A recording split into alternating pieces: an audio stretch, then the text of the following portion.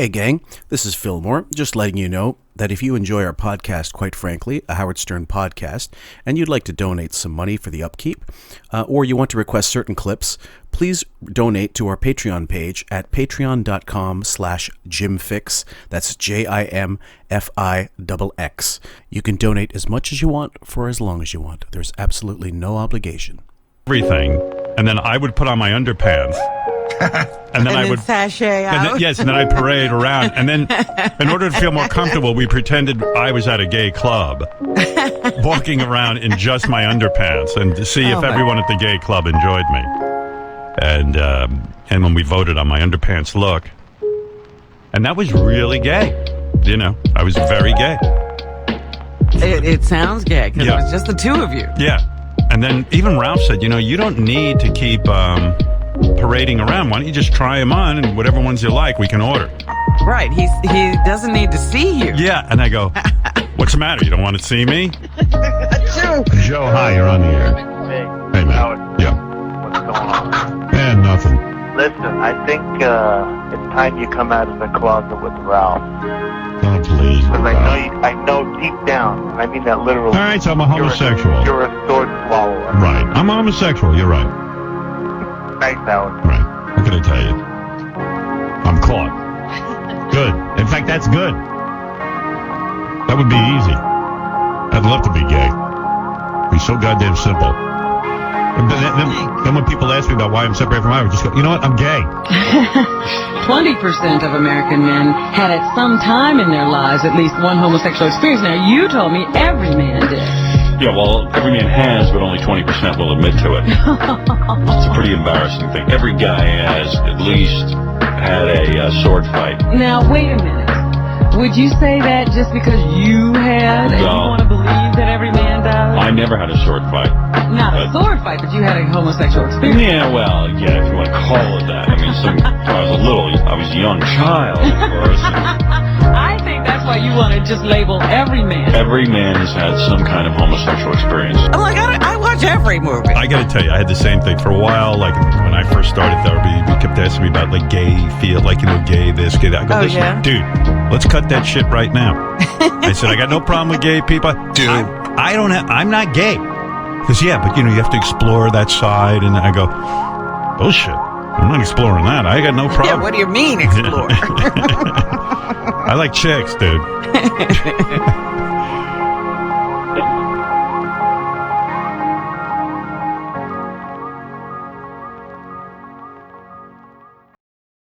Welcome, everybody, for a very special, in-depth, deep dive on, quite frankly, a Howard Stern podcast. This is brought to you, of course, by myself, Fillmore, a.k.a. Fillmore Fingers, a.k.a. Jim Fix, and my wonderful co-host, Sam. Hi. Sam's fresh back from the march. I was protesting for George Floyd in Buffalo, New York. Yeah. It was pretty incredible. Oh, yeah. No, it was very peaceful when I left. We marched through the streets for over an hour. It even started to pour, and nobody cared. It was pretty amazing. And then after, when we came back, we dispersed and went home. And of course, I don't know who came after we left, but it seems violence has erupted, which of course seems to be the theme of these. Yeah, unfortunately. Sadly. It was good. It was good when it wasn't violent. I'll tell you that. Yeah, absolutely. Well, trying to keep your mind off of things, guys, and not trying to to distress you any more than you might already be, we've decided for this particular episode to go back to late 2005 and cover the Ed Bradley 60 Minutes piece on Wiggy, and also to follow it up with a discussion that was had when they replayed it the following year, 2006, and Robin blurted out something, well, we'll let you hear it when you do. And I thought it was fascinating because for so many reasons. Do you remember watching this live at all, Sam, or did you see it after the fact as I did? I remember watching it live, and I also remember when Robin said that comment, which we'll get to. Right.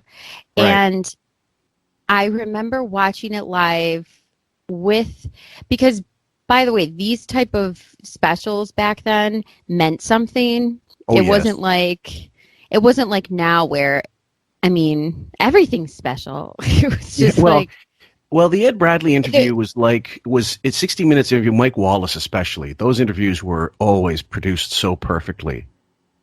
I was a big fan of 60 Minutes, and I used to watch 2020 specials. Oh, yeah. So I remember watching this live, and the first thought I had was Howard's extremely awkward and tall. I also thought... Even though he sat down for most of it, but yeah. I also remember thinking how unattractive Beth was. I did not see the model that people were supposedly supposed to buy that she was. I did not think she was attractive. So I don't know. Near the end, I thought that was probably the best she was ever going to look, but people will see for themselves. I was never into that, like bleach blonde. Bleach blonde. Me neither. I'm saying if you had to go, if there was a type, I suppose she would be all right. But as other guys have said, they may not throw her off the table if that was the only thing offered. But in this case, it was almost like. I also was very. Yeah. I remember the Roosevelt part where he doesn't know where he is, and it's his home. I remember being with my dad, and we were both like, what? I mean, could you imagine? Even when we used to go back to North Buffalo to our old house, of course I know where I lived. Of course. You know what I mean? It just doesn't make any sense to not know where you live and be confused by that. I don't care how old you are. Well, back in the day, we used to walk to school, and I lived about 20 minutes away from my first elementary school, and by myself. I mean, sometimes I'd meet a friend on one street and we'd walk together, but most of the way it was by myself, and I was like 5. And that was acceptable back then, right? Yes. And I could when I go back, I could trace it. I can tell you exactly how I went every single time almost. And I could, blindfolded, I could probably get you there. He just looked so, do you think it was a put on? We'll discuss it when we see it as well, but. It had to be a bit. I mean, unless, you know what? He always talks about how directionless he is. He isn't. I know. he is a complete moron. So they used to do an infomercial for the Rambo survival knife, and at the bottom of the base of the handle was a compass. You could just imagine him going, "Why is this little ball moving all the time? Why is the end? Why does it keep getting away from me?" Anyway, so we're going to get started, and bear with us, folks. The audio quality isn't the greatest, and obviously we flipped it, but that's just to make sure it stays on. Okay. Sort of lightning rod. I just really irritate people. Does that sound okay on your end? Yes. Okay. I really do. Howard Stern Show. Over the years, Howard Stern has amassed millions and millions of listeners that he now hopes to lure to his new venture, satellite radio, where he promises to deliver what his fans expect every day. Oh, God, that fucking megaphone it's probably got hepatitis A through Z on it, and he's still using the same thing. It's duct taped up. and the hair is just everywhere. But it's everywhere on purpose. It's not like when you have a hairstyle that's messy and it just naturally lays in front of your face or something. His hair is manicured to look like, I don't know, this messy sponge. Well, the same promo tour he did, the Bill O'Reilly one, and you remember look at every hair. It's perfectly manufactured to look. And he was backstage having Ralph curl his hair. What the fuck? Well, it was Tony curling the hair. Ralph was just providing moral support with his Pumas on, or Pumas. It's not a wake and shake. I mean, he's not grunge. On the other hand, though, there were some times during this era where that was, I think, probably the best kind of length for his hair, if we're going to go into styling. But you're right. The way that's directed to cover every aspect of his face, like he's hiding behind a bush or something, and that's an odd look. I don't know that it would have went that way. Outrageous, raunchy, adolescent male humor. But we saw a... I love the windswept look. that made me one of my best Photoshops. I did a Photoshop of, Maury's wigs don't come off from Goodfellas at the end when the hair's he jumps in the pool. Well, that one I couldn't get because the quality wasn't the best, but the windswept look is my favorite. different side of Howard Stern. Because he couldn't pay the wind to cooperate with him. I know. Look at that. He really does look like lowly worm with a wig on. And Richard Scary. And just you're right. And just that wow, that's deep to go to children's book reference. The very hungry grasshopper. The busy world of Spee. And at this point, I think Ed Bradley is not in very good health because he's older anyway. But I think he might have even still been going through cancer treatments and stuff. But he's got to deal with this 95% cancer. That helps explain his success when we visited the town where he grew up. It was a nightmare. He makes it sound like he grew up in Nam. God bless you. God bless you, Ed Bradley. Ed Bradley. I'm Steve Croft. I'm... You're nobody. Love him or hate him, you can't His deny... face just brings so much humor. Doesn't he look a little late stage Michael Jackson-ish in this close-up? Yeah. And the shades, of course. This is one thing I'm going to say. You can watch the interview. Almost every chance he can be with sunglasses on, he's got them on. But for the purposes of the interview, he's not wearing them. Do you think Ed decided, no, you're not going to wear them? I'm not sure. Do you think that he may? I mean, he insists. so he carries more clout. So it probably was awkward. Like, I'm not going to sit here across from you and interview you with some sunglasses on. Mm-hmm. I think it was absolutely, he said, you take those off or we're not doing the interview. And Howard's like, well, I guess I got to do it. And this is where we get those crazy eyes gifs from, because they were GIFs, whatever they're called. He does it so much during this interview. It's staggering. And it's... Over the last 20 years, 51-year-old Howard Stern and his outrageous, raunchy adolescent male humor have changed the face of morning radio and made him number one. With as many as 22 million listeners a day during his heyday, most of them men. But Stern has also been the subject of more fines for indecency by the Federal Communications Commission than any other broadcaster in the history of radio. Now, the funny thing is he mentions 22 million in his heyday.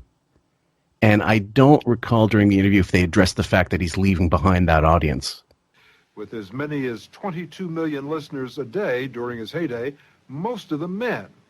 But Stern has also been the subject of more fines for indecency by the Federal Communications Commission than any other broadcaster in the history of radio. Now, Howard Stern is facing his biggest challenge, a move to Sirius satellite radio, which operates without the restrictions of the FCC. He signed a $500 million 5-year contract that pays his salary and the cost of doing there, starting in January, what he does now, entertain millions while offending millions more.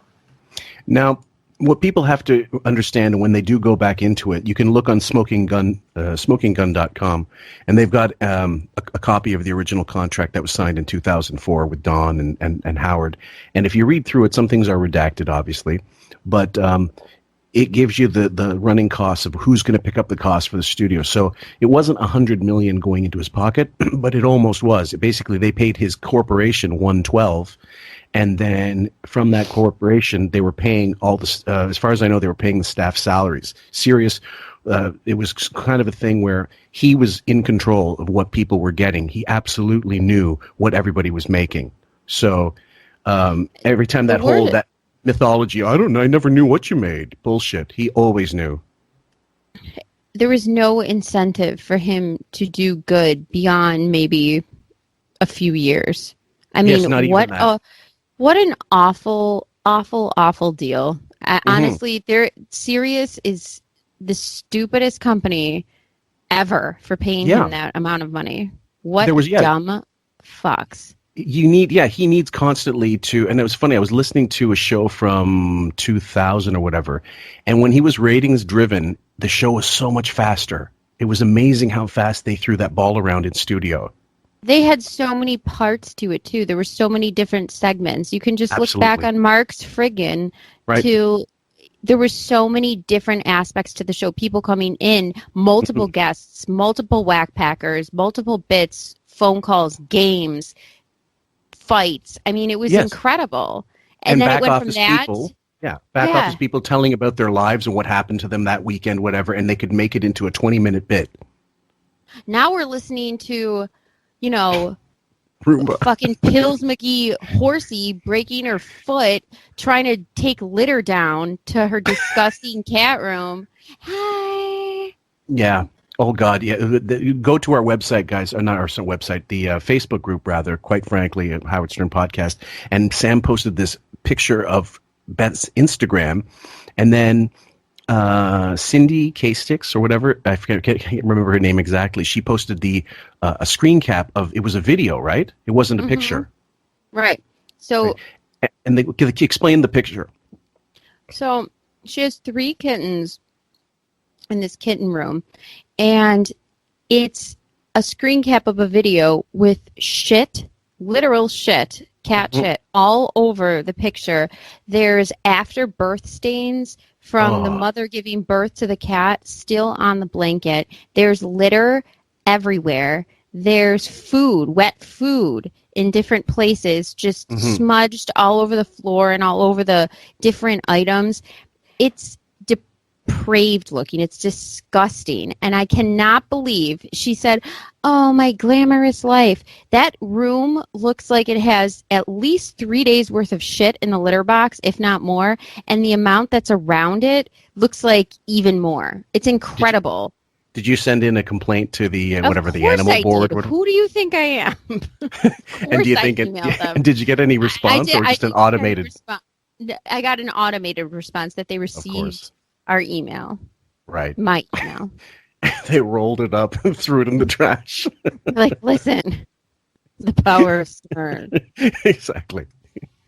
I seem to be some sort of lightning rod. I just really irritate people. I really do. Howard Stern Show. He's on the air 5 days a week, over 4 hours a day. Not for long.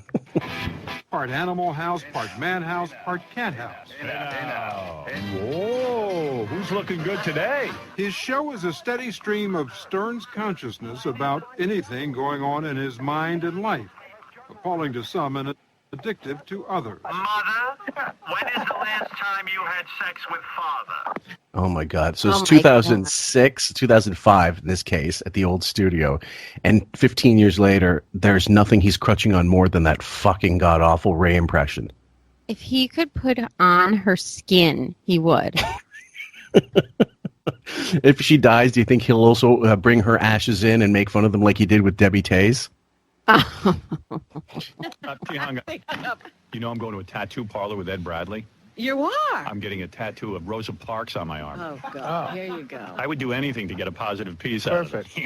Stern is unrepentant about the material I think in this case, you're going to see it. Ed Bradley's in studio, so he's really like just kind of pandering to him at this point. He's fined, censored, and criticized for. Unrepentant about the incessant chatter about sex and excrement. Are you going to paint your jugs for Halloween like pumpkins? Yes. No. The racial and gender stereotyping, or the vicious attacks on his perceived enemies like this one in 1992. Now, this is where he's going to go, I believe, into the man-cow thing. I'm not 100% sure. But look at those nasal labial folds. Those are just incredible. I can't get my eyes off the triple manicured curl. That's some kind of magic if you can do that to someone's wig. And the scalp that constantly goes back and forth, it changes, like the receding hairline seems to change from day to day.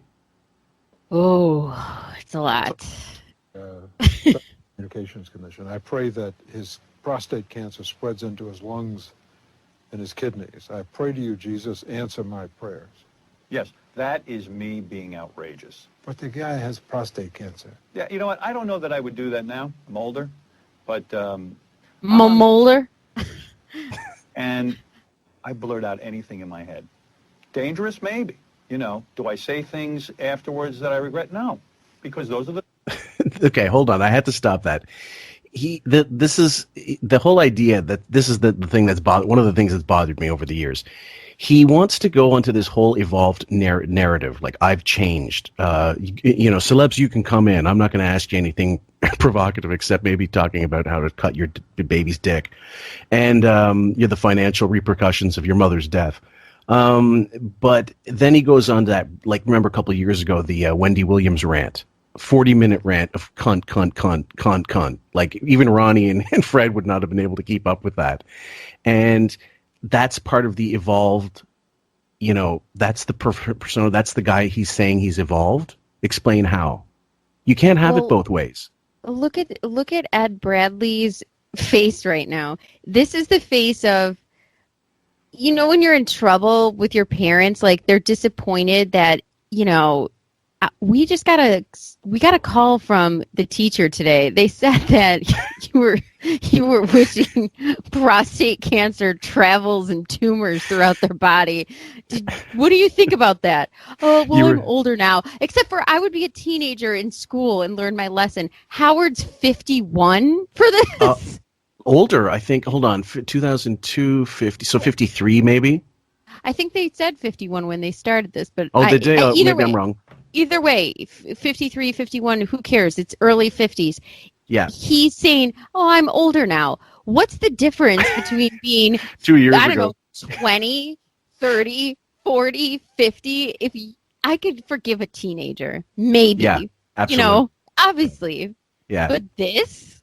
Right. I'm older now. Yeah, I hope. Well, there's a story about this Cleveland punk group, one of my favorites. They're called the Dead Boys. And they went into the record for their first album, and Jenya Ravin, she's the producer. And when she goes in, the Dead Boys have already been there, and there's swastikas everywhere. They've been hanging mother's crosses in the studio. And she goes, "What's with the fucking swastikas?" They go, "We don't even know what they mean." And she goes, "I'll tell you what they mean. The producer of the studio is Jewish. The owner of this building is Jewish." She goes, "I'm Jewish, and I can make the drums disappear real easy." That's right.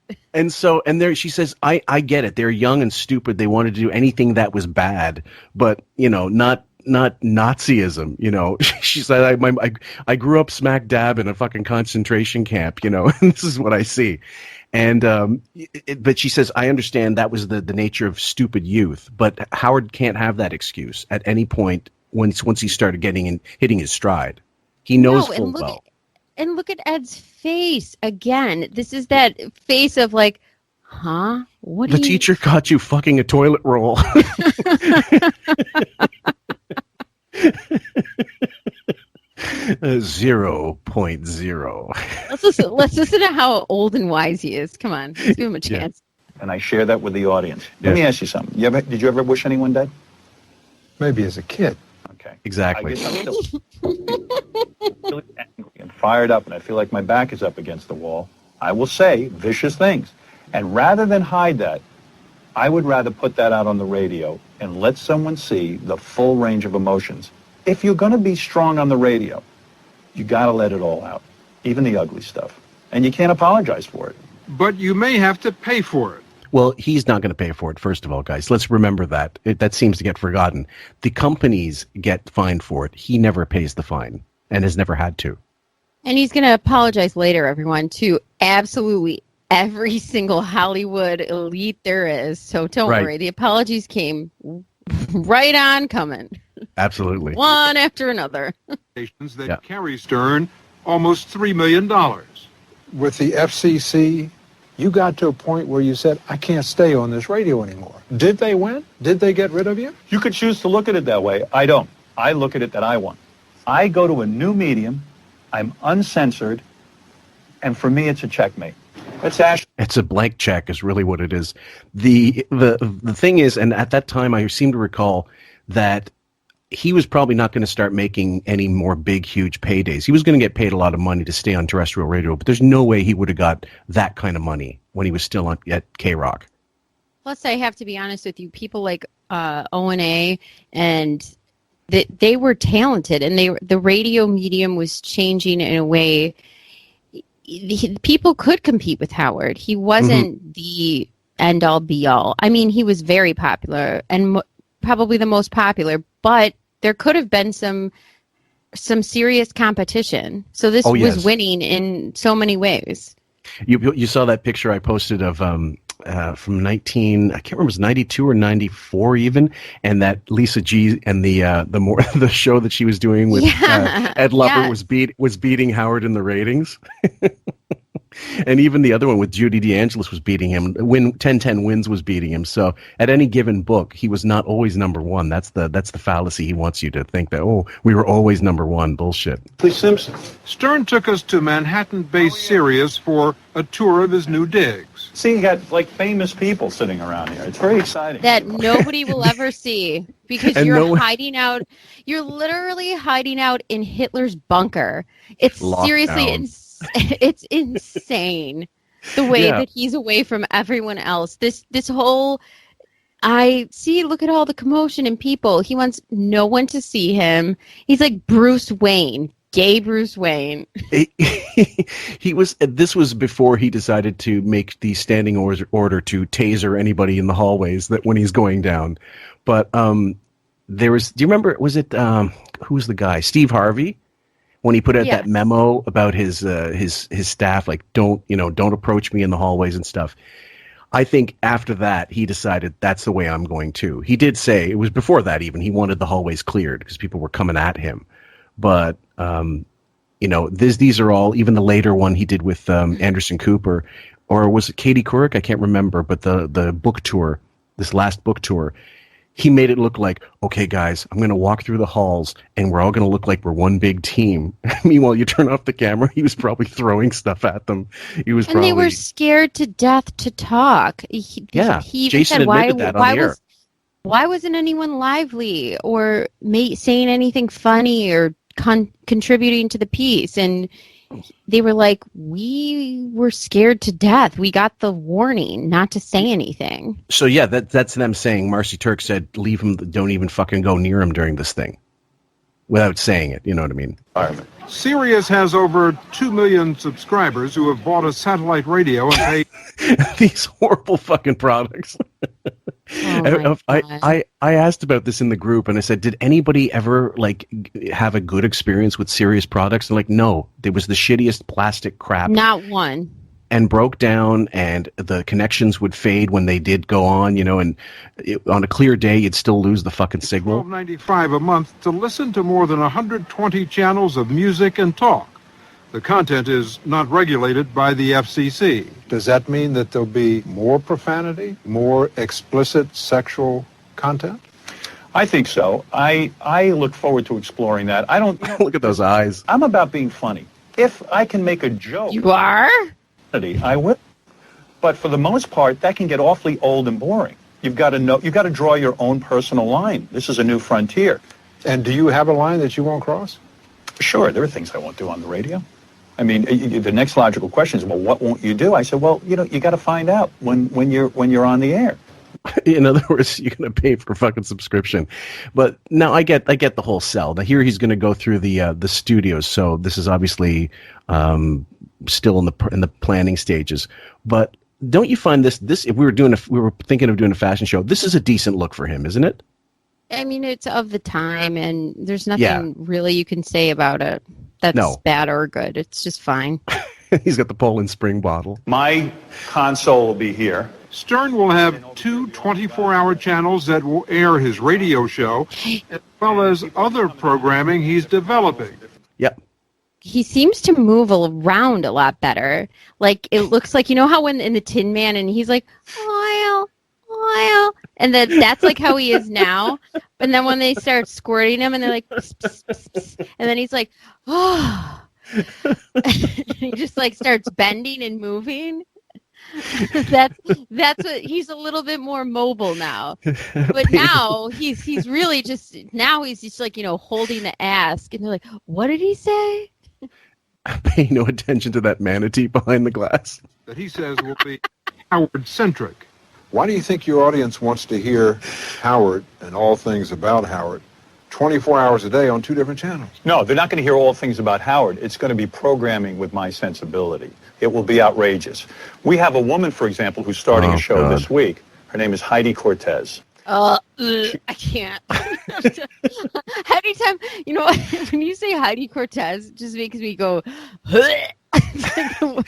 Well, I think I heard one. I don't even know how many episodes they had. Like, what, 2, 3?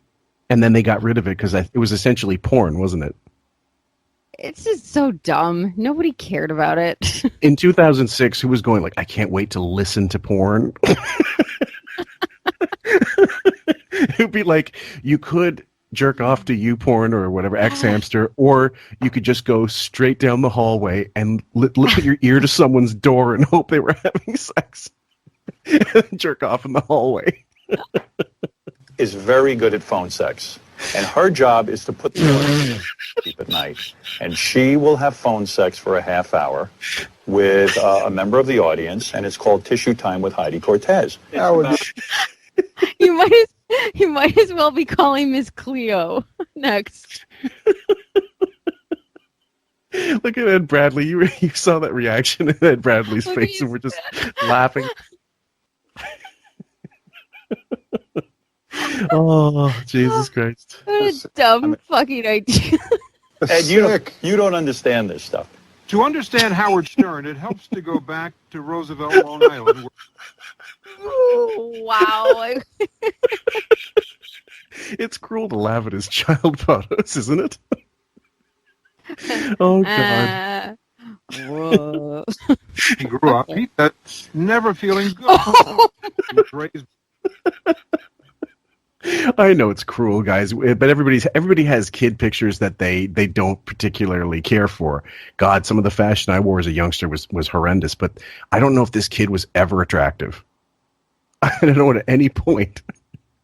Like, at what point did Allison go, like, by what point when she was chloroformed did she say, I love this guy, and I'm going to spend the rest of my life with this guy? Was she from the blind school? Did he meet her at blind camp? I don't get it. Sam, get on mic at least. I want to hear the laugh. I can't even breathe right now. It's so bad. I just spit out my drink and I'm toweling myself down. By his mother Ray, a housewife, and his father Ben. Oh, Jesus. Stern talks to them regularly today, and they are often guests on his show. Dad! All right, he has a hearing aid. Here. Okay, what? Hey, Dad! When he was a kid, Stern says being a good performer was highly valued in his family. My father was... Oh, my God. Wait a minute. What's that? Sorry. He's in gay love with a puppet. Sorry to cut it up in an inopportune moment, guys, but it was too good. Let me push that back just for a second. When he was a kid, Stern says being a good performer was highly valued in...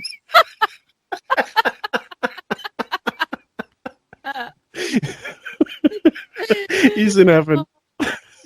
Hold on. Screenshot of that. Oh, Ralph is going to be so jealous. It didn't even occur to me because this clip goes so quickly. I didn't even think about that aspect of this. Oh my God, I'm laughing so hard. I took a screenshot.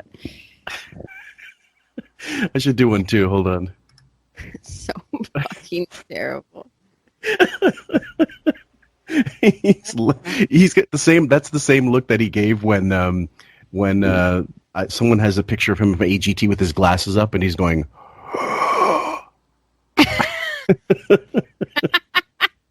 Like he's looking like he's just seen Orlando Bloom's cockpit for the first time. Okay, let's see. 51. Oh, break. That is so great. All right, I'll let it play out a little more, but that just had to be said. His family. My father would sit there, and if I started to tell a story, he'd go like this. Quick, come on, move quicker. You're going too slow. Stern says his father was distant. reading your book, it seems like he would call you a moron at the drop of a hat. Yeah, the line was from my father, I told you not to be stupid, you moron. One time, we have one audio clip that he's parlayed into an entire lifetime of being battered emotionally. And he is a moron, and he was being stupid and racist, and that's carried throughout his whole lifetime. So good on Ben for the one time he reprimanded you. Absolutely. He deserved it. You deserve more than that. I really thought I thought I was stupid. You were. And you are. Mother, yeah, it was a different kind of relationship. My mother was very involved with me. Very involved. We discussed VD. After I gave it to him. It sounds so like wretchedly we vile. were involved. I like to pretend that she cleaned grit out of my underpants, and now I want to wear her skin. I want to put on her dresses and smell her tablecloths. I'm a fucking weirdo. He's such a disgusting, depraved individual. He is. Keep going. Had a dialogue constantly. And it was like an umbilical cord. As long as the words were flowing back and forth, we were connected and feeding each other. And I probably grew up very afraid of losing that connection. He's still afraid of losing that connection. And if she dies, who's he going to be talking to on the radio? That is a very messed up way of saying you're connected to your mother. I think so, too. I don't care how close you are with your mother. Talking about umbilical cord, that sort of connection with your parents, I don't understand why he's describing that type of connection. It doesn't describe closeness as it does creepiness. Creepiness, dependency of some kind of it. Because he said years later about I've always wanted to go back into the womb. And I always found that to be the creepiest way you could explain a wish to remain like a child or to remain sucking your mother's tit. But it is who he is. I mean, Beth is his mother. Whoever else is his mother. Ralph's his mother. Tony Coburn's his mother. They're all mother surrogates. Grillo was his mother, heating up a fucking potato. Right. So, it's amazing how that's permeated almost every aspect of his life. Now, this is going through Roosevelt, I believe. Or is this Rockville Center? I don't know exactly where. I don't know. I wouldn't know anyway, but... So afraid that Stern says he never once I'm sure it's Roosevelt. leave when his friends moved away in the late 60s, as Roosevelt changed from mostly white to mostly black. Stern stayed until he was in high school because his mother believed in integration. None of this looks familiar. No. He hadn't been back since... You grew up here. I grew up here, but I really kind of blocked it out. You don't block out directions. You don't block, unless you got gone senile. I don't buy this for a fucking minute. Listen, we've all been through traumatic emotional experiences in our life that we block out. Geography isn't one of them. I'm realizing that now. I'm just a little confused. Well, your house is that way. My house is this way? Yeah. Oh, my God. Go west, young man. It's still so funny. Ed Bradley didn't realize. just acting as Howard's compass was his GPS. Believe that's my... Oh, my God. Siri? Cool. I call it the House of Horrors. Why? See that? Did you see that throat? That big swallow? Look at his disgusting face. I call it the House of Horrors, where I got everything that I wanted. My dad called me a moron for saying you don't want the Japs. I got a puppet set, an entire stage, and I got a drum set or a guitar to be in a band. I got sent to camp. What a horror. Or I was fucking too many of the workers. I was fucking too many people. Woody Belkin had to tell me, stop it. You're fucking too many people. Ask Dr. Lou. Yes, Dr. Lou. It was horrible. It was a horrible place to live. This town was a horrible place to live. It was a nightmare. Because you were a minority? Because I was a minority. He's saying this to Ed Bradley, who doesn't know anything about being a minority. Because I was a minority. Are you kidding me? I can't even. Why? Why is this happening? No, Ed Bradley's an older black gentleman at a time, like going through the news. Like, imagine what he had to go through in his career to get where he got to. Imagine Ed Bradley's life. And he's listening to this entitled, rich, like millionaire now, going on billionaire, just signed a massive deal. And go ahead. I'd just like to say I've been in some pretty shitty neighborhoods in my lifetime. Pretty shitty. Mm-hmm. This is not one of them. No, God, no. It looks just like suburbia. It's not that bad looking. He makes it look like it's... He makes it look like it's Sal's Famous Pizzeria right after the fire. Radio Raheem. Yo, man. Poor Yo, Ed Sal. Bradley. How come you ain't got no brothers up on the wall? Yeah. It's so bad. And poor Ed Bradley, you're right. He is an iconic journalist who actually had to fight for so much to be in the position that he is. And he's listening to this entitled fuck who's gotten everything handed in to his, including a car, a college education, everything, and pretty much everything else. And now $500 million. He's saying he was a minority. He was a minority. It was so rough for him. Now, this is the thing that bothers me. One of those things that bothered me when he gets these fucking softballs. All Ed Bradley had to do was go through that section of Private Parts, the book, where he says, a Polish kid beat me up. He doesn't make any reference to black people beating him up in the fucking book that he released, up to date, like up till 2005. That's the only... evidence that we're supposed to take it as evidence. There is no evidence, but that's the only mention of it. And then it becomes somehow over the years, blacks beat him up because I'm sure Jackie decided that was the way it was going to go. That's how you get You also have Mr. Chestnut, who was his gym teacher, who appeared on the Channel 9 This Is Your Life. And he had certain people that appeared, and he said, don't you remember me getting beat up by the blacks? And Mr. Chestnut said he never saw any of that. He said, no, you didn't see me running and getting stuffed into garbage cans? And he said, not by black people. maybe by other gays. I don't know. The thing is, he crutched on this so badly, and in this, you think Ed Bradley's looking at him going, "This is all horseshit." He has to know it. I don't want to even know what Ed Bradley's thinking, but I do want to say, now in present time, it's not that hard for people like On The View or all these other shows, especially with African American women on them on the panel, sitting there. You don't have to go into his book. You don't even have to go on the internet and research an article. You can just watch a clip like this, and you have the nerve to sit here and clap and say, look at how evolved you are. This was not that long ago, and he's in his 50s. Give me a break. Right.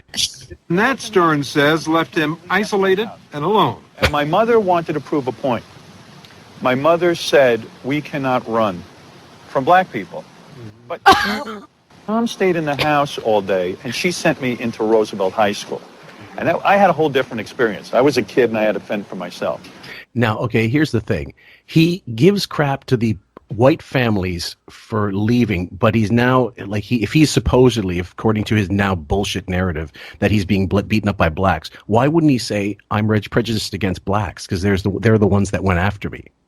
Why would you say, I'm angry with the white neighbors who left and fled? Because, But he does it both ways. Just like his narcissism and the disease that we talk about, or his mental illness that he has, he does both sides of the fence. So he says, I'm mad at people for leaving, but I'm also mad at the people for beating me up. And I'm mad at my mom for staying in the house. And you can't win with him because he needs the narrative, because he likes the sympathy of the narrative.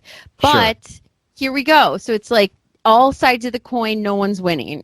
Got to make him a tragic figure. I'd be sitting in a classroom, and a guy would just turn around and, bam, punch me right in the face. In the classroom? In the classroom. For what? For being white, or just for whatever. That's a lie. You just lied right there. Look at his eyes when he says that, for being white. Let me rewind that just a bit, guys. Sorry to. In the classroom? In the classroom. For what? For being white, or just for whatever, but for anger. I mean, these kids. That's a lie. Like, he just got caught in a lie. All that elaborate sort of head shaking. What do you mean? What are you testing me? Why are you asking me why? What are you talking about? Remember he told that he big looked like he was- elaborate lie about the girl who hit him? And remember, Robin said that never happened. He was talking to a famous black comedian. Frig, now this is gonna bother me because I'm not gonna remember the name of the person. But he said that a black woman just started viciously beating him up, and Robin said, "I've never heard you talk about this before." Like, he just lies. He makes up shit. Yeah, absolutely. The only time I've ever heard him say that, and I have the clip. I'll put it up eventually. It's when they're discussing about when it's not, it's not acceptable. It's never acceptable to hit a woman, blah, blah, blah. And he said he was with the girl that hit him so hard, slapped him so hard. he almost went he almost got knocked out because it was unprepared and blah, blah, blah. And I think it was Robin Givens. I have no idea. And then the way he said it, if you ever do that again, I'm going to punch your nose so hard it'll go through the back of your fucking skull. And I'm like, it's not a far cry from if those girls get near me, I'll tear their tits off. That he says in the Robin book. But that since then, I've never heard that. Was that in relation to someone when he was older or when he was younger? This one that you're describing. He was a story.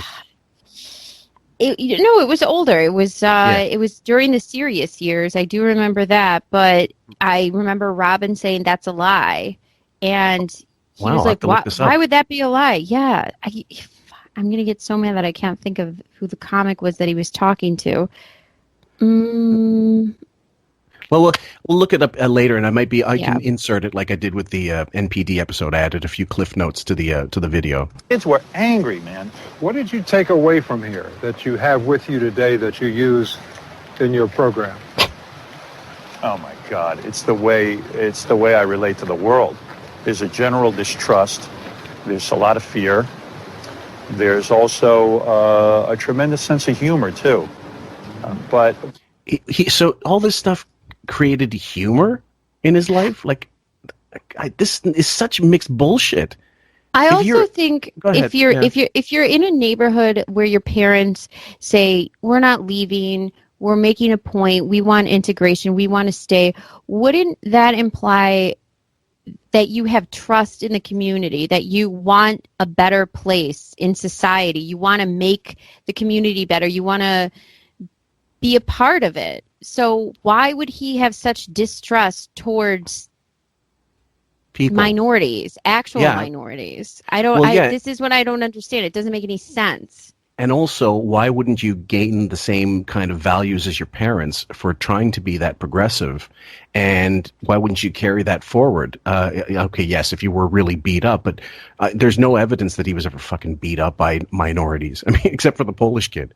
That's a minority. Really what stuck with me was the hypocrisy. I could never get my mind around the fact that all those white people left. It pissed me off. And I think I felt very left behind. And I suppose I'm angry about being the one who got left behind. He got left behind in school, guys. Let's be honest. He did 2 years of remedial reading at Boston University. Now, this is where it gets racist. To Ed Bradley, and he's saying this to an elderly. I don't even care elderly. He's saying this to a black man. Are you kidding me? They left me alone in the hood to fend for myself, Ed. You mean so my fellow brothers would beat you up regularly, Howard? You're kidding. You want a hug? I had to go to school with black people, Ed. Can you imagine? I'm mad at all my friends. The horror. What a stupid idiot. It's awful. To be the odd man out is not easy. But all the concern is... I'm sure Ed knows nothing about that. Yeah. What you see here, guys, is a rare shot of the old studio. This right here that I'm pointing with the mouse is the display that they would show the notes for. They would actually have a camera specifically for notes that they wrote up for him, and he'd read it when he needed to joke on the fly. I love seeing the behind-the-scenes stuff. Odd man in, the person who controls the show, who decides what material gets used and who gets on the air. Well, why can I hang up on you? Your phone connection's horrible. Oh, man, come on, don't hang up. I think when you listen to me... the old... He has an underbite. Yeah. It's like, so his teeth over... they tilt in and the bottom ones jut out, so it looks very ratty. It looks very like Splinter from Ninja Turtles. Yes, that's exactly what it looks like.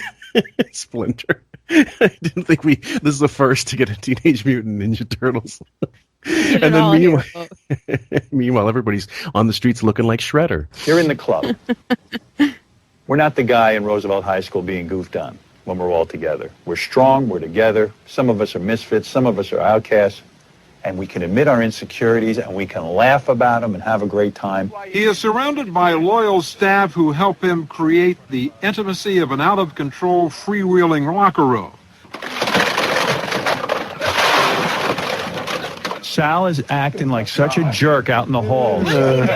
We knocked over a whole rack of carts. I predict by the end of the show, Sal will light himself on fire. I don't understand why, even in 2005, they weren't already on top of digitizing everything for use. They could have been doing this in 2002, 2003. That always made me fucking nuts. I think it was Fred just being a complete Luddite when it came to technology. They had to use carts. Well, why wouldn't they just hire someone to do it for them, and then Fred could just learn? Yeah. Co-host Robin Quivers, writer and sound effects maestro Fred Norris, and show producer Gary Delabate, who have all been with Stern Look at for the more place. than 20 years, are moving with him to satellite with the rest. It's just some of these visuals look fantastic. It really is like an episode of Hoarders when they're in the middle of like when they're in the middle of cleaning up the mess, when they're like, okay, listen, and they like show you a bunch of bottles and caps, and they're like, can we throw this out? Yeah, or at the very least, Nanny 911, when the parents throw their hands up and they can't handle the mess. Now, all this shit, okay, that's typical. They also had way less space at the old studio, to be fair, but still, just should never get that fucking messy. To the staff. But despite the camaraderie, Stern admits that he's hard to work for. Look at that wig. Go back. Yeah, hold on. OMG. Okay, hold on. Let's play this again. Rest of the staff. But this is the clip here a little further. Despite Keep going. camaraderie, Stern Keep going. Is that it? admits Keep that going. That. Okay. What in God's name is on his head? What is on his head? Fillmore, please. I need your... Listen, tell me what that is, if it's not a wig. That is not his hair. Okay, What let's is this? Let's definitively put it forward, guys. Is it the implants and just the style doesn't suit him? If you say implants, it really, when you say wig or you say implants, it's the same basic idea, not your real hair. That is so not let's real just hair. focus on that. Well, I believe it's whatever system he had implanted. I don't believe he's got his real hair at this point, in 50s, whatever. I mean, I just don't buy it. He was balding in early 80s, according to Robin, on the air. I still have the audio somewhere. Okay, I'm a female. This is lush hair for a 30-something-year-old female. This is insane. This is Rosie Perez hair, and do the right thing. Really, really bad. Yeah. So I just don't fucking get it. I mean, he needs hours of hair treatment every morning just because they've got to arrange the wig daily or whatever. They've got to arrange the implants. I don't know. These days, the thought is he's got to take these huge breaks so he can go get his hair transplanted, let the scars, whatever, heal, and then come back and look normal again. And also, too, your hair, aside from puberty, and then you grow into an adult, the texture generally doesn't change. Like, you can straighten it with a flat iron or curl it with a curling iron. Sure. But if you're supposedly somebody who just, takes a shower, dries your hair, and goes to work, your hair is going to look basically the same. His hair texture has changed so many times throughout his life. It's obviously fake. Yeah, it's clearly just not his real hair. I've never bought it anyway. hard to work for. I'm not a good listener sometimes. I'm too much of a control freak. He looks like he's watching Bjorn Borg against McEnroe.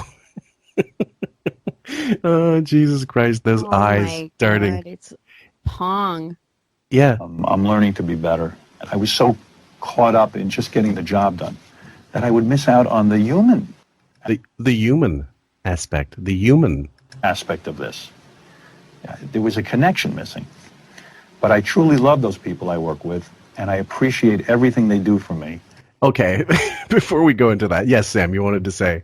Ed looks very critical. Like, I know he said him and Ed Bradley had a good time during this, but now upon watching this over again, Ed's facial expressions look suspect, critical, and I don't know. He does not look like he's buying whatever he's saying. Ed looks like an FBI, what do you call those body language experts going, bullshit, bullshit, bullshit, like checklist, bullshit, bullshit. And we determined that and if you look it up, anybody, the literature will tell you online, the moving eyes, the shifty eyes indicates someone looking for an escape. In this occasion, escape what? Get out of the interview? Like, is that what that means? Let me tell you whatever I can to just shut this up? Well, he always does this. So I think in general, just because of the MPD face that he has to put on and the fraudulent life that he has, he's constantly uncomfortable around anyone.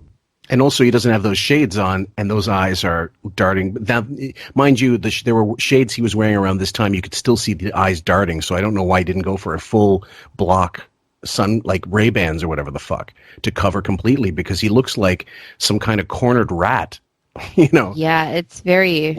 If you would put this up into, you know how they have those like Dateline specials where, we're gonna watch the interview of like Scott Peterson or somebody else, and then you see the guilty looking behavior. If this was one of those suspects, you'd be like, oh my god, of course he killed her.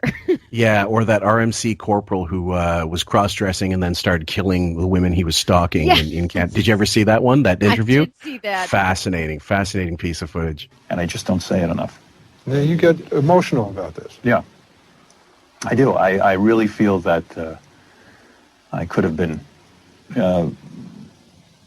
more connected. And the Oscar goes to the Razzie.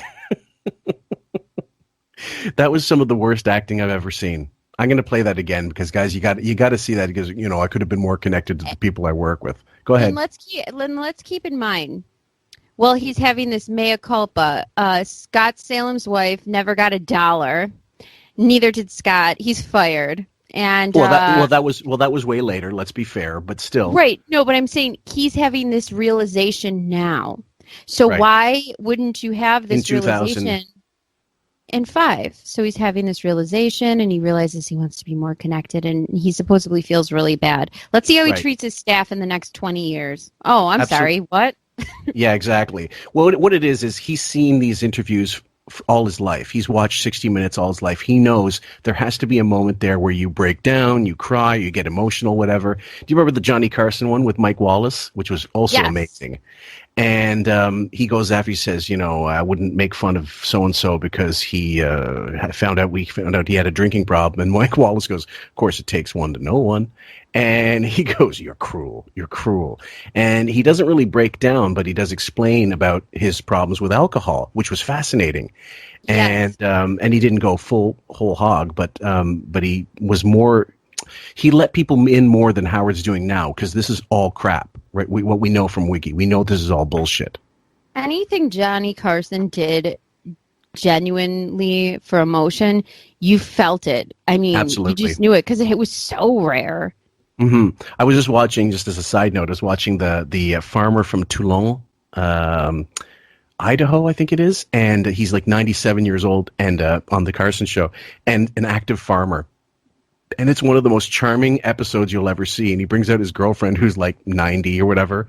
And it's funny. I saw that. I did see that. And then they talk about how they got to visit each other. And yeah, it's very cute. I love that one. It really is one of my favorite talk show appearances of anybody. It's really charming and endearing. I love it. I used to love when he had older people on, or just random people like the potato chip lady. The potato chip lady was fantastic, absolutely. And the joke was perfectly timed. Aspect of this.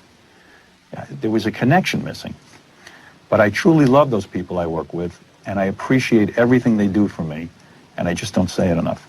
Yeah, you get emotional about this. Yeah, I do. I really feel that I could have been more connected to them. I don't believe that for a minute, and I don't think anybody else does either. And I think this is when we play the Robin stuff later. This is kind of what's pissing her off. She knows it's all a fucking act. She knows it at this point. I thought at first it was just because her jealousy and narcissism, but now that you're saying that, probably both. Yeah, she knows that in the going to Roosevelt and all that horse shit. Stern says his inability to connect with those close to him off the air is an ongoing problem, and one of the reasons for his divorce in 2001 after 21 years of marriage to the mother of his 3 daughters. I am withdrawn. I have a hard time sitting and relaxing with people and appreciating how much fun that can be. Unless they're famous, let's be honest. Look at his eyes. They're just... In some way, I'm... And keep in mind, folks, you can see in the background, he's doing the interview in Howard's own fucking studio. So there's no reason for Howard to think that there's going to be some, I don't know, like lizard come out of the woodwork and land on his head and he's going to be frightened out of his mind. But he's still so uncomfortable. Why? If you're really upfront and your claim to fame is you're this honest interviewer, honest broadcaster, you shouldn't have any problem opening up about anything. Very self-contained, but I think, again, that's control. As long as I'm working and doing my thing, I don't have to deal with anything or anyone else. Perhaps Stern's most... Like family. Yeah. Like your kids and your wife. You're right. What daughters? One thing that I do know is when I get behind that microphone and hit that button, it's about as good as it gets for me. That I can sit there and feel the guy at the other end of the radio and know he's with me, and I know I'm making him laugh. The truck driver. The truck driver on his long hauls who wants to hear about naked men asses. Yeah, do you think people were busting a gut when they heard about his elite fleet of Roombas? It's a wonderful rush. Oh, here we go.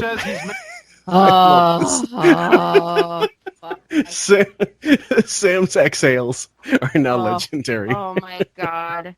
Look at that fucking... What is it? All I think about when I see her in these hats is, do you know the Muffin Man, the Muffin Man, the Muffin Man? She's supposed to be a model. She's a model. She's supposed to be this model, yet she has the worst fucking taste. She's okay. So she's what was her name?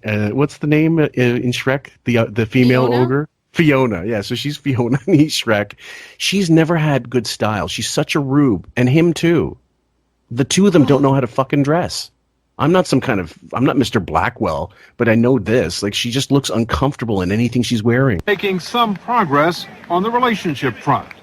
Today, he lives in Manhattan with Beth. Oh, those fucking bleach locks, Jesus. 33-year-old model from Pittsburgh, whom he met 5 years ago. Oh my God! Please freeze frame. Look at this. Look at this frame. Look at that frame. She looks like she could tear a bumper apart with her bare hands. I can't. I have to edit that pause out. Hold on. 123. Look at her, the calf, and that, and look at him. What is this? It's just so embarrassing. And the rest of them, everybody else. I'm so happy for Allison.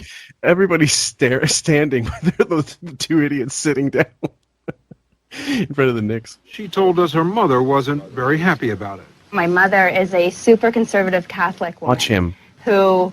This is great. Oh my God! This is just like Ablo, isn't it? Look at this nervous energy. Look at this nervous energy, Fillmore. And keep in mind, folks. Sorry to cut you off, Sam. He said in a later clip that I cut out, but I know for sure it'll show up on my channel, that they had way more footage. They overshot this thing, and he said, "I'm going to make a deal with Ruth Streeter, his Ed's assistant, that maybe get the extra footage and have it pop up somewhere." Of course, it never did, and this is the reason why it never did. This is the best of what they got, and this is just. God only knows how long they interviewed the two of them together, but you're right, it's so fucking uncomfortable. Well, there was this awful interview she did when she went back to her hometown in Pittsburgh with a local woman. This was right around the same time, and it's almost the same exact sort of vibe that Beth gets off, but she's by herself. So anytime you give her time by herself, long periods, it's a train come crashing. It's insane. Is that it the really one? It's about, insane. Is that the one? It's about 18 minutes long. Yeah, and it's. She goes. She's smiling so much in it that the reporter's like, "Look at you," and she's like, "I know." She's like, "I love him. I do. I love him." It's the worst thing I've ever seen. That's like a third-rate Renee Zellweger in the end of Jerry Maguire, or the middle of Jerry Maguire, when she says, "I love him, Laurel. I love him for the fruit he almost is." And look at those teeth. Beth's teeth are so out of control. I like yes, this. I I do. like this. I like. oh, We met 5 years let's ago. play that one back. She told us her mother wasn't very happy about it. My mother is a super conservative Catholic woman who. Now she's looking over at him constantly, as if to say, "Am I getting the story right?" Like, did you notice that? Yeah, I wonder if Laura Lackner had to write this down for her to study. Do you think she's got cue cards somewhere in the distance? This is a funny story. No, this is good, Ed. No, that's my line, shithead. This is good. This is good. Is it? We just real. Look at that. Oh, fuck. When she does that fawning. She barely even talked. All Island. she said is, "My mother's a very conservative Catholic." No, this is conservative. We gotta control her story. Okay, I'm sorry. No, this is good. That's I like. Yes, this. I do. Like. Don't you fuck with him. Don't you fuck with him, Ed, because I've got to deal with this asshole afterwards. Don't fucking get in the way of this, because he probably bitched to her about Ed after this was done in the limo all the way home. I like this. I like when people talk for me. I enjoy being controlled. I'm the great Beth Lou. I do. This happens all the time. Let her tell her story, Howard. Okay, so I met Howard at a dinner party. I called home and I said, "Mom, I met the most amazing man," and she was so excited for me. And I mentioned who it was. She hung up the phone. She went to church, and she didn't talk to me for 2 weeks. Great. He told us. Did I do fine? Yeah, like she's not good. Even. She's looking at Howard when she's telling that story. And by the way, she's told that story 100 times after. She's still. We're 20 years out, and the only things we know from them, though, is the story of how they met, which is always changing, and the fact that they go to bed early and they have cats, and then they had a dog who they overfed that almost sank and drowned in a pool. There's nothing we know from their life because it's that fake.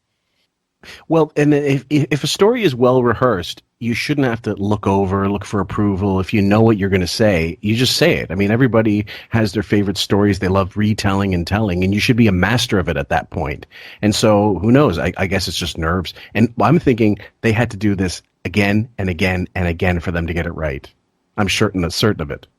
Multiple takes for Beefus. Relationship that you told him, Howard, this relationship is all about you.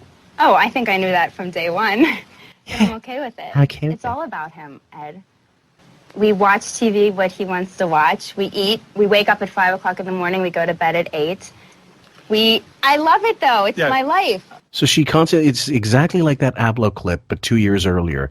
She has to constantly reassure him that this is fine. You're good. It's all good. I love being held like with the strings. Yeah. Flash forward to 2020 when she's on Ellen, and she said, "You don't listen to the show?" She goes, "No." She's like, "Why?" She's like, "Well, I wake up at 5 in the morning." "You wake up at 5 in the morning still?" And she goes, "Yeah." She's like, "But you don't listen to the show?" "No, I kitten business. It's very serious business." What? So why were you waking up at 5 in the morning if you don't listen to the show? And don't live together. So, like, you're still trying to go with this narrative that's long dead and gone. Is kitten business a euphemism for fentanyl delivery? Like you're on the street corner or something? I don't think that it's It's all about him. Just 97% of it. Yeah, but that's fair. But the radio and so that's all she got. Like that was 97%, 99.79%. Cut it off. Cut it off. Yeah. Yeah, that was such a horrendous edit. His audience are the most important things in his life, Stern says, and the move to satellite is the last challenge of his professional career. What challenge? He met, oh, by the way, we already said this, guys, but also it helps to reiterate it. He met the first subscriber bonus at Sirius and got however many millions in stock. And then he's dumped the stock a year later after his first year at Sirius, almost exactly to the day. And then he never met another subscriber bonus. So when the XM merger came through and he got that $25 million that was stipulated in the contract, he was like, there's no way I'll make another subscriber bonus. There's just no way. They saw the numbers. And then he never got another chunk of money after that. It's a gamble. Will people be willing to pay for radio, or will Stern fade into obscurity? He says he's obsessed with making it work.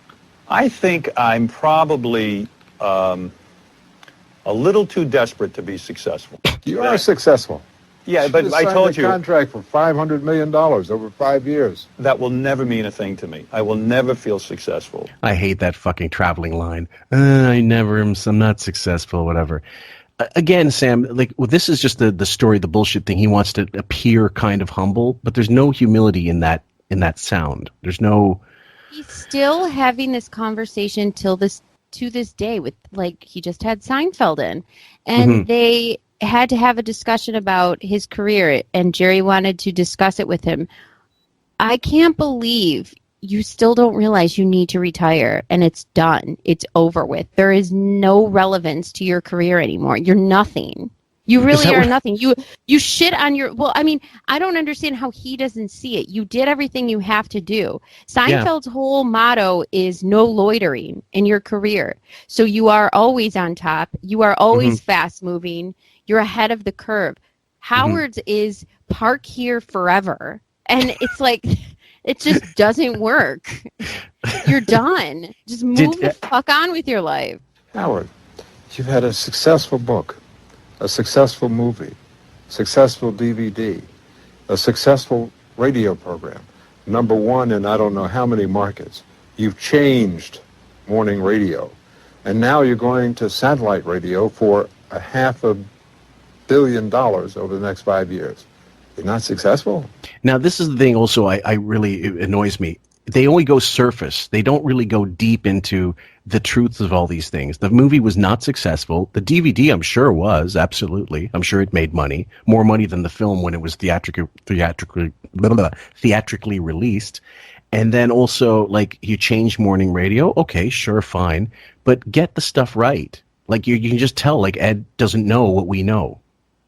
No, he doesn't. But even if he didn't know that, financially, he's a success. And in his field, of course, he was a success. So, of course. Okay. Yeah. In terms of money. So I think it's then you have to say, obviously, you're a success. Any idiot can see that you're a success. Yes. Why are you playing this card? Yeah. Why are you fronting like you're not successful? When you put it that way, of course, that seems successful. But when I'm up at 2:00 in the morning and I'm sitting and creating the new channel, when I'm watercoloring, let that look on your face. There's a the word create. Anytime he says I'm creating, it's douche chilly. What a jack me off statement. Okay. Well, it's deuce chilly because the notebook of ideas, which he did, I think Benjamin did a great Photoshop of it, and the fake notebook, and most of the ideas petered out. Maybe one day we'll get Benjamin to do a walkthrough of the first year of Promises. Oh my God, I can't disappoint that audience, regardless of what they pay me, and maybe that's why I get paid a lot of money.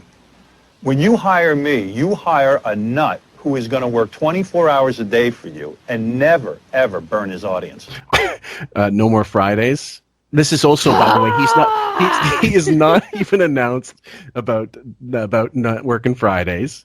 And that was the bait and switch, because before the wrap-up show, there was the Friday show. And then he did a couple, I'm going to work for a nut. I'm going to work like a nut for you. I'm going to never... Fuck my audience. audience. Do you know how lazy his shows are? Oh God! Even He's blaming internet problems from the mansion miles away. It's funny in 2020 to hear this horse shit and believe and can't believe people were fed. Wow. Now, how many people got lifetime subscriptions and got hosed? How many people bought faulty software or hardware and stuff and had to get fucking replacements? And then now I don't even know. Does Sirius sell like Sirius radios?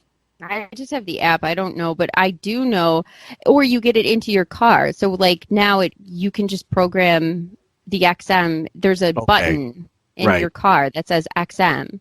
Yeah. So that, but before that, the wires in the car, by the way, that was a guaranteed steal shit out of my car thing, because you had to have the radio, the little signal thing up on the dash, and you had to have the wires going up on through the top of your car through the thing. So of course, if you're going somewhere and you're parking your car, people know that that's a XM radio. They want to steal it. Do you know, I had my car broken into twice. Like, people stole my XM radio, my Sirius XM, whatever it was. I mean, because it's just like a hello, look at this. The wires, the thing, of course they want to take it. It's like it doesn't look normal. Yes. Yeah. It's like, an open purse. Yeah. Well, at the time, I remember I was looking desperately to get online streaming, and they didn't offer it. For years, they didn't offer it. I think it was 2003 they finally started a little, but no, you had to have like a hardware subscription, and then you could get the streaming or whatever it was. And I thought, fuck you. It's 2008. Almost every station I know of is online. They've got an online presence. So it was nuts. They're just stupid company. Even now, what are they doing? They could have DJs and different voices and cool things, and they just choose to keep being not relevant. I don't know. Yeah. So what we have next is a segment of, I believe, November of 2006. They replayed the 60 Minutes piece, and then Robin blurted out on the show that she got a feeling of jealousy over having watched it, but he was, of course, had to bitch about, they really didn't promo it. They, you think if they wanted people to watch, they would have put more commercials behind it and blah blah blah. It's like, are you fucking 79? It's an old piece. They've already played it once for you. Second time, it's a replay. It's like a best of show for the end of the year. They don't give a fuck. Right. Like any more than you do for Sternthology. Like how much effort do you do promoting, like, I don't know, the highlights of Best of Howard Stern or whatever. So it's just horseshit.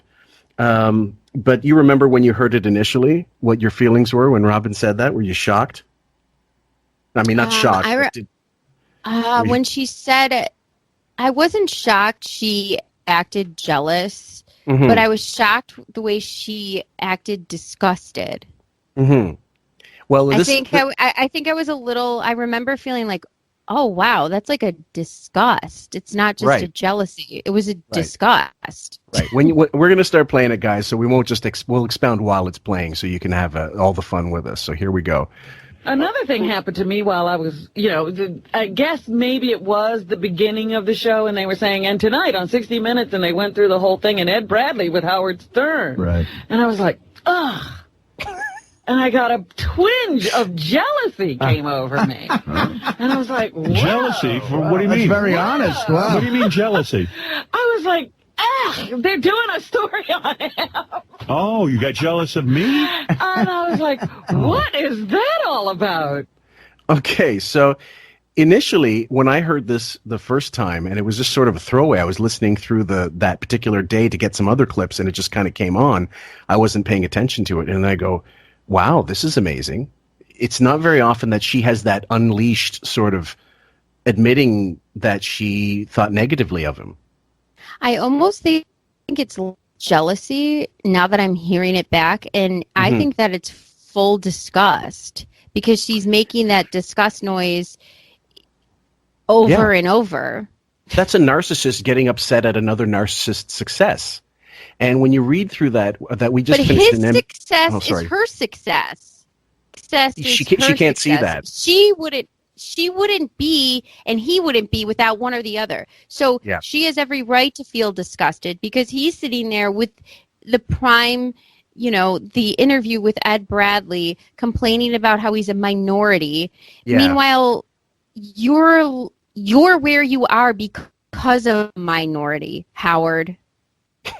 Well, this is the thing. They have a symbiotic relationship, and indeed, in his early days, even the NBC officials before they fired him, they said you need someone else. You definitely need a crutch and a foil, I guess you would say. So, and it was common back those days. Radio guys would have a partner, someone that they would riff with during the air to have a conversation. It wasn't always, 10-10 wins and here's the news and here's the weather, blah, blah, blah. I mean, there were certain shows that were geared towards this. I think it was the fact that she knew that, first of all, she didn't even feature prominently in it. She's barely in it. Artie's in it more than she is, and Beth has actually words to say. She's not consulted, but when you watch that Johnny Carson thing, Ed McMahon is interviewed about him. Robin's not interviewed about Howard. They didn't even approach, or if they did, maybe they interviewed her and they cut it out and she's pissed off at that and we don't know about this. We're not here. We ever hear about that footage. I have a feeling they asked everybody on the staff for what they wanted, like what they thought about it, and someone on high said, no, fuck it. Or Howard put the kibosh on it. I don't know, but maybe it also does have something to do with the fact that Beth is featured and not Robin. Yeah, I think it's mostly jealousy of, like, I'm barely in it, and then also the fact that, well, she'll get into it, her family start giving her shit about where she wouldn't be, if she didn't have him. And then I thought, well, maybe that just means I still want to do more things in my career, and I'm like a little envious of, what happens for you and all that stuff. And I was like, wow, but it shocked me. What an incredibly honest thing. That's, you know what? That's funny you bring that up. I don't think we've ever actually talked about that. Uh-huh. Now they're trying to save it. They're trying to kind of say, we get it, we understand. You weren't a shithead for admitting you were jealous of the person that basically made your career. But now he's going to try to do this thing like, I hold you, just as valuable, bullshit. He'll never see that. He'll never think, and he wrote about it in Private Parts. When we go through, no, sorry, not Private Parts, Miss America, there's a segment that I brought up with you and Bob that when we do go through the Miss America book, which is going to happen, guys, he deliberately leaves in something and a lot of stuff against the staff to say they'd be nowhere without me. And it's not a joke. It's how he feels. Correct. I also, isn't this entire success of his with SiriusXM, it's a very big undertaking because of Buchwald and that agency. So Robin is also a Buchwald client. So when she's saying this stuff like, there's more things I need to do with, maybe there's more things that I have to do with my career. Their careers are symbiotic. They're together. They're partners. This is, I don't know. I guess this is like when I first started to see the fractioning of him and the staff, whether you saw it as a whole or a team. And this is when I think not only the staff, but listeners started seeing as Howard as like this very separate entity. Sure, absolutely. And not only that, you have to keep in mind the backdrop, everybody. It's 2005 when they're filming it, 2006 when they replay it and play it for the first time in the early part of the year as part of the serious promo bullshit. But Stuttering John has left almost 2 years to the date to go and make almost maybe I don't know, $500,000. I'm sure Robin was getting more than that to be on this show, but way more than he deserved. And she felt like, why aren't I getting 5 times more than I'm getting?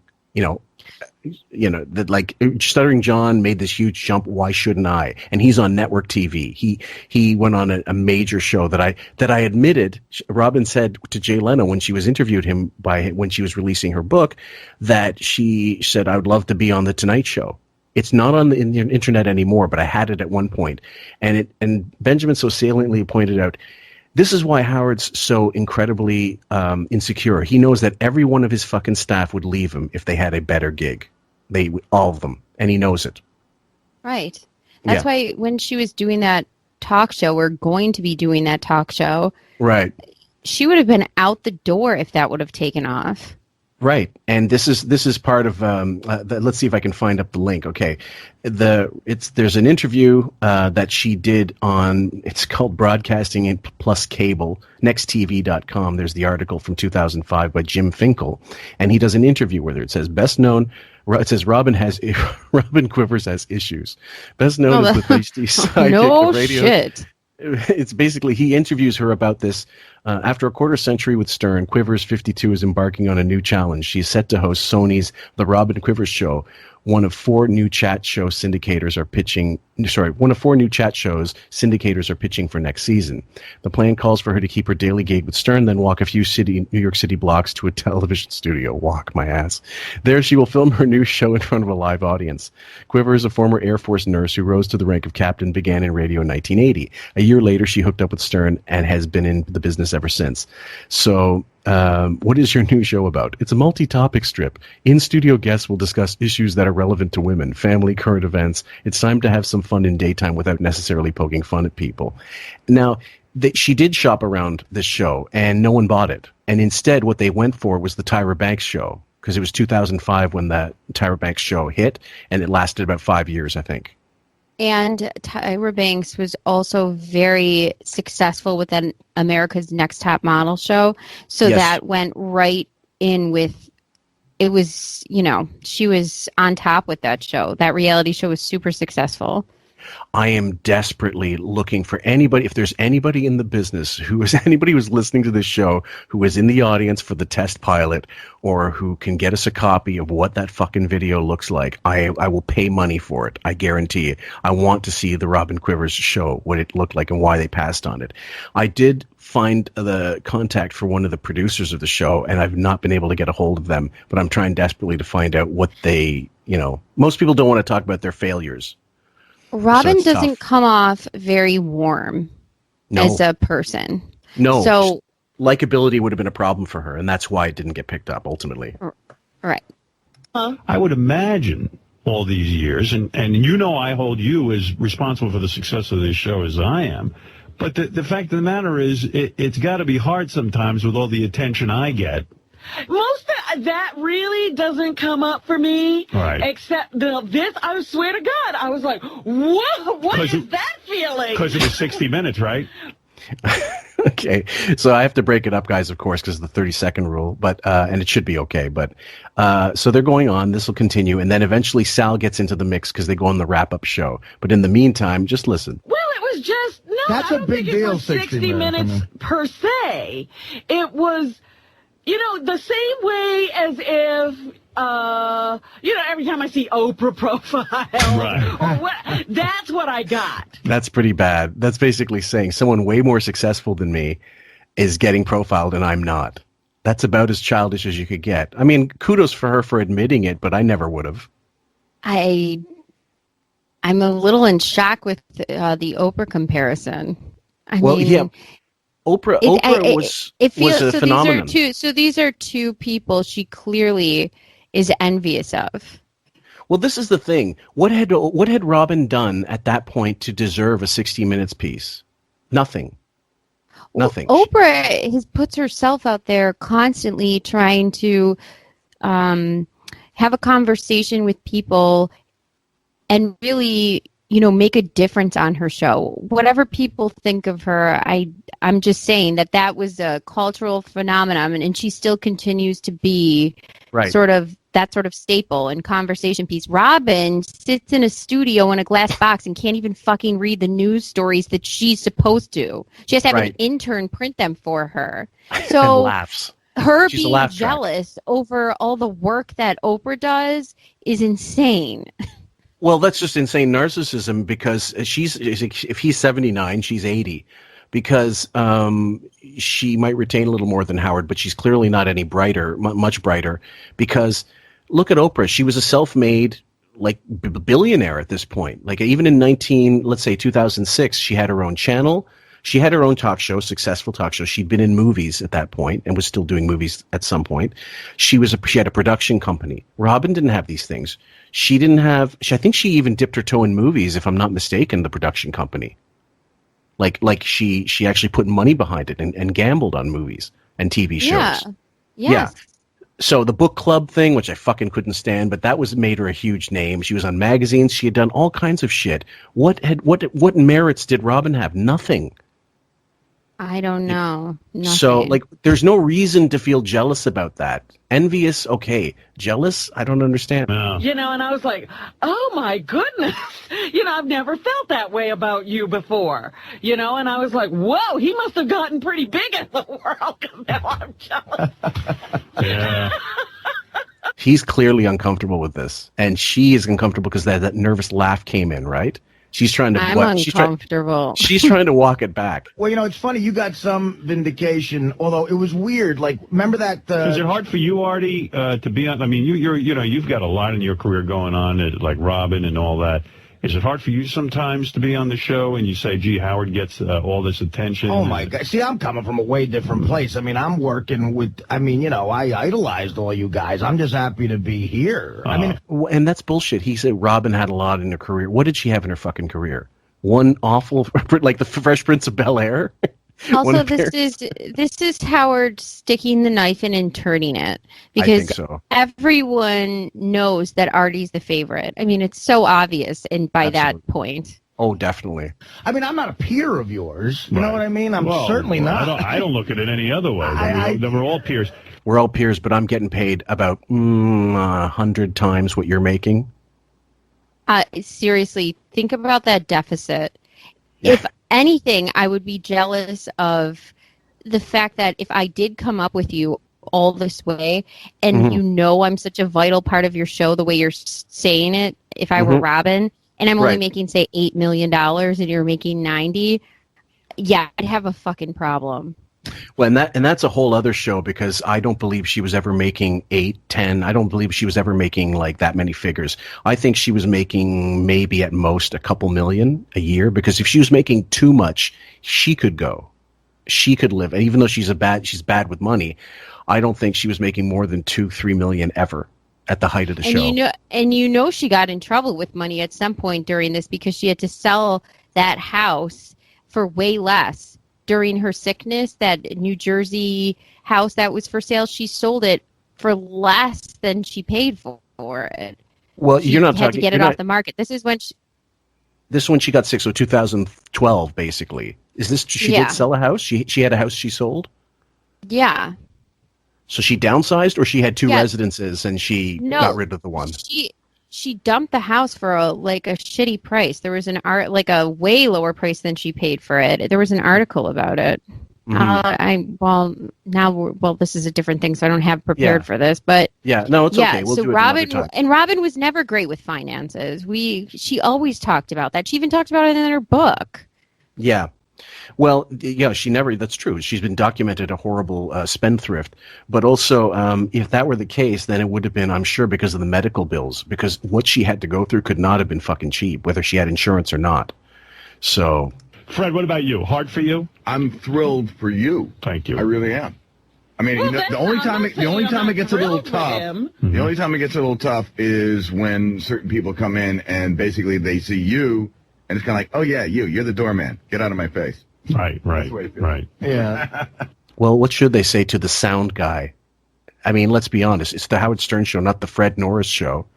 And, what he expects, like, I understand it. Human decency, you come in and say, hey, Fred, I'm a fan of the show. How you doing? Hey, Benji, how are you? I would do that. Absolutely. I would say hi to everybody. We're fans of the show. That's right. You know and if someone doesn't know not everyone Fred, is. Maybe they'll go, hey, what's up? Whatever. Nice to see you. Whatever. That's fine. That's a human being. And they talked about it years ago. Like William Shatner was one. He would only have like laser tunnel vision for Howard. And same with Joan Rivers. She wouldn't acknowledge other people in the room except for Howard or Robin.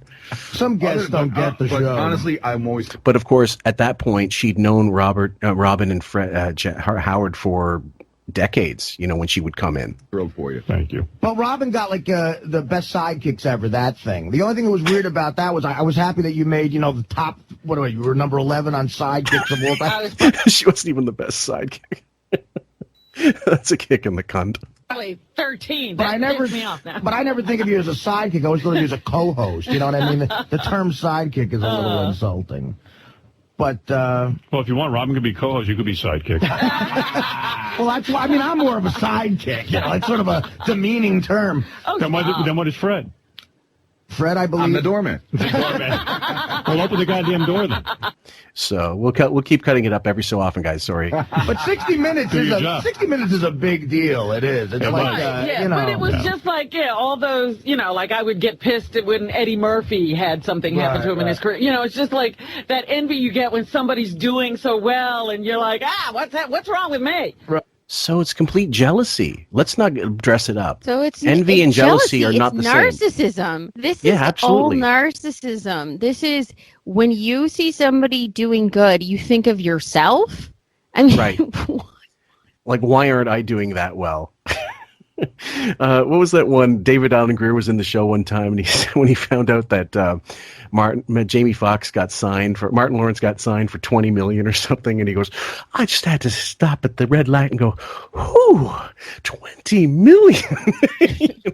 I didn't cry, but I took some deep breaths. Like, the idea that she, like Eddie Murphy, a genius stand-up, not my favorite, but a genius stand-up, and then like a master mimic, very quick, very fast, a major movie star at that point. Even though he'd kind of gone through a downturn, whatever, he was getting back up. There's no comparing Robin to Eddie Murphy. Sorry. Like, that's the height of narcissism. That'd be like, I don't know. Yeah. All right. If it makes you feel any better, I spent the whole weekend just sitting and playing chess, so it wasn't that exciting. It's the perception on 60 Minutes. See? Yeah, my mother called. She was like, Howard? Hello? Howard, did you know you're going to be on 60 Minutes again? I said, yes, I do, Ma. Oh, your father and I are going to watch. All right. And then what? And then what do you? And then they watch, and then they see you bashing them for the 300,000th time over the same story about how he said idiot and moron and shut up and sit down. I mean, if I were them, I would be like, can you never call us again? Thanks. Wiggy's so uncomfortable now, he had to go into that impression just to try to get some breathing space because Robin's going down that road and he doesn't want to go down it. But maybe it was because I was with my family all weekend, too. Maybe. And whenever they say your name, it's with a reverence. I could choke them. See, listen to that. Listen to that. She in her own book, she talks about how Howard and Allison had to fucking bail her out time and time again, and their parents did, and that she had no credit. Her credit rating was shit because she overspent in the military, and said, I chalked that up to being a good money manager when she had to pay them back like $10,000. She knew that they were overpaying, and she didn't say anything. Like they're going to forget. Right. I spent an extra $2,000 a month. I don't know where that came from. I must be really good at counting pennies. Yeah, in other words. And then I was so upset with Howard that he stopped taking my calls, so I would bother Allison, and she said I need crisis services. I need crisis counseling. Oh my God! Is that what goes on in you? Like, do you go like, well, treat me with some goddamn reverence? Yeah, it's like I'm not here. Yeah. You did everything. Right. You're just taking me along. Well, he did. I mean, like the show did. Absolutely. They're correct. If this could be, this is the closest to nervous down of reality. I mean, she is like, the voice, the pitch is getting higher. She's getting strained. This is getting very uncomfortable for Howard. My favorite part of this, and this is where the passive aggressiveness comes in. At some point she goes, they asked her, well, do you say anything to them? And she goes, oh no, I just take it.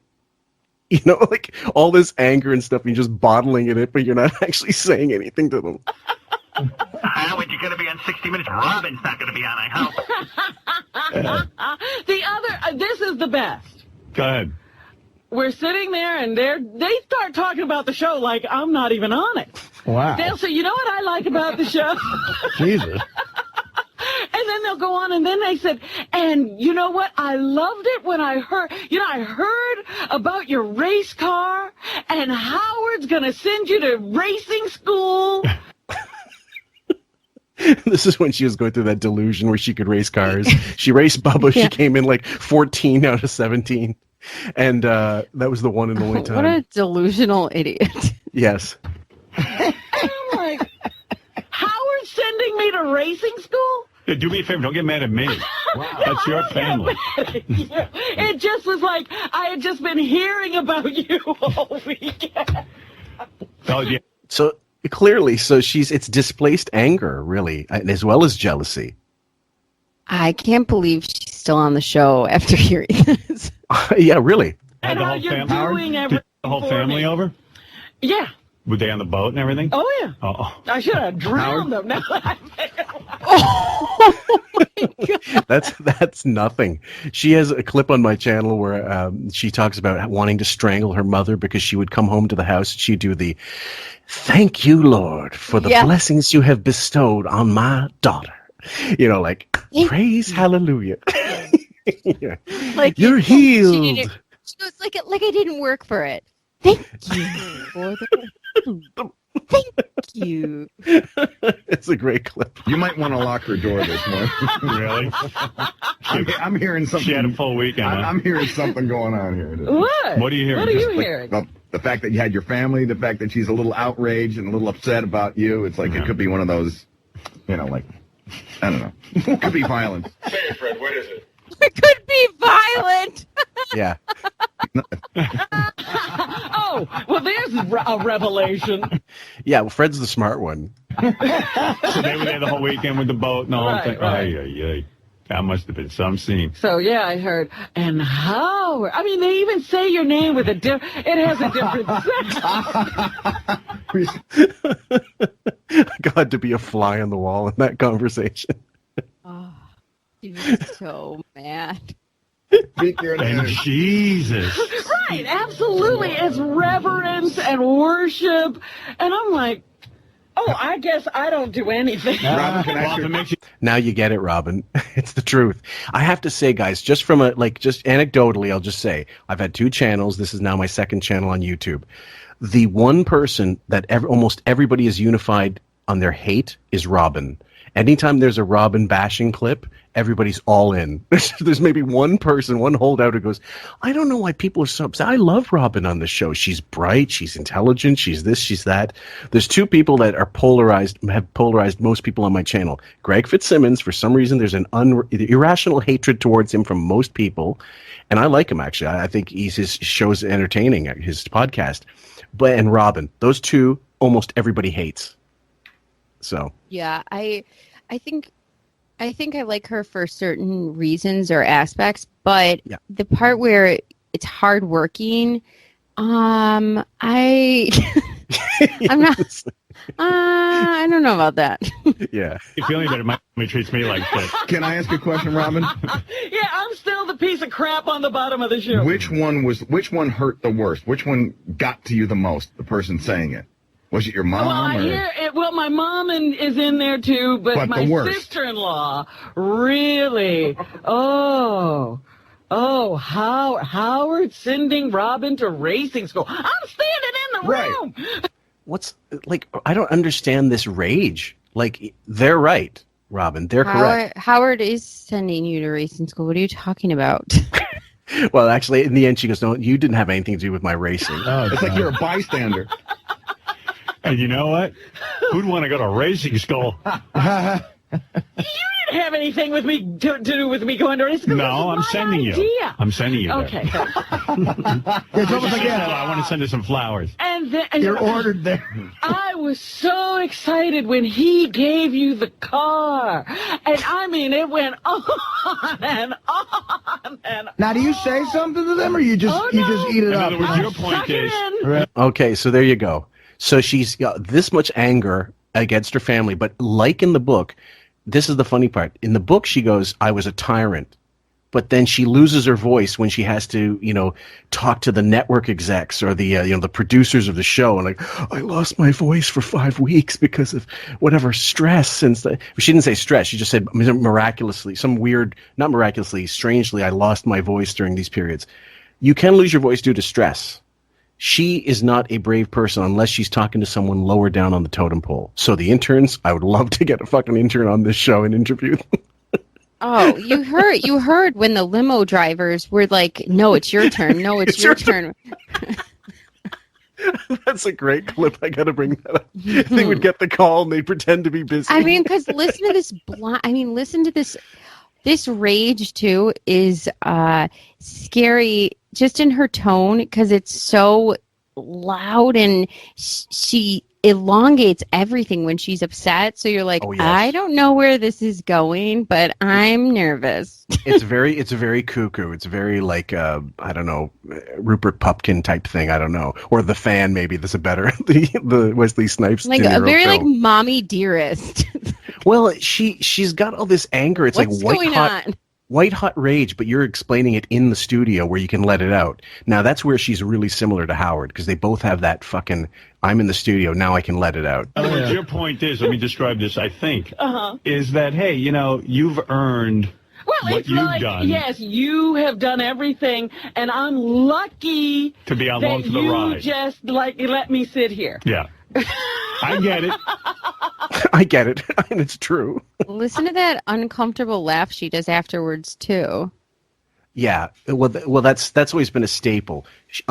Discomfort, or potential, like something negative. Someone says something bad against her, and she's angry, and she'll have to laugh it off. In Thailand, actually, the Thais, when there's some kind of, they're famous for it. When there's some kind of problem, they smile. Well, you see, I can see that analogy with me. Not you and Fred, though. I mean, why? Yeah, I see.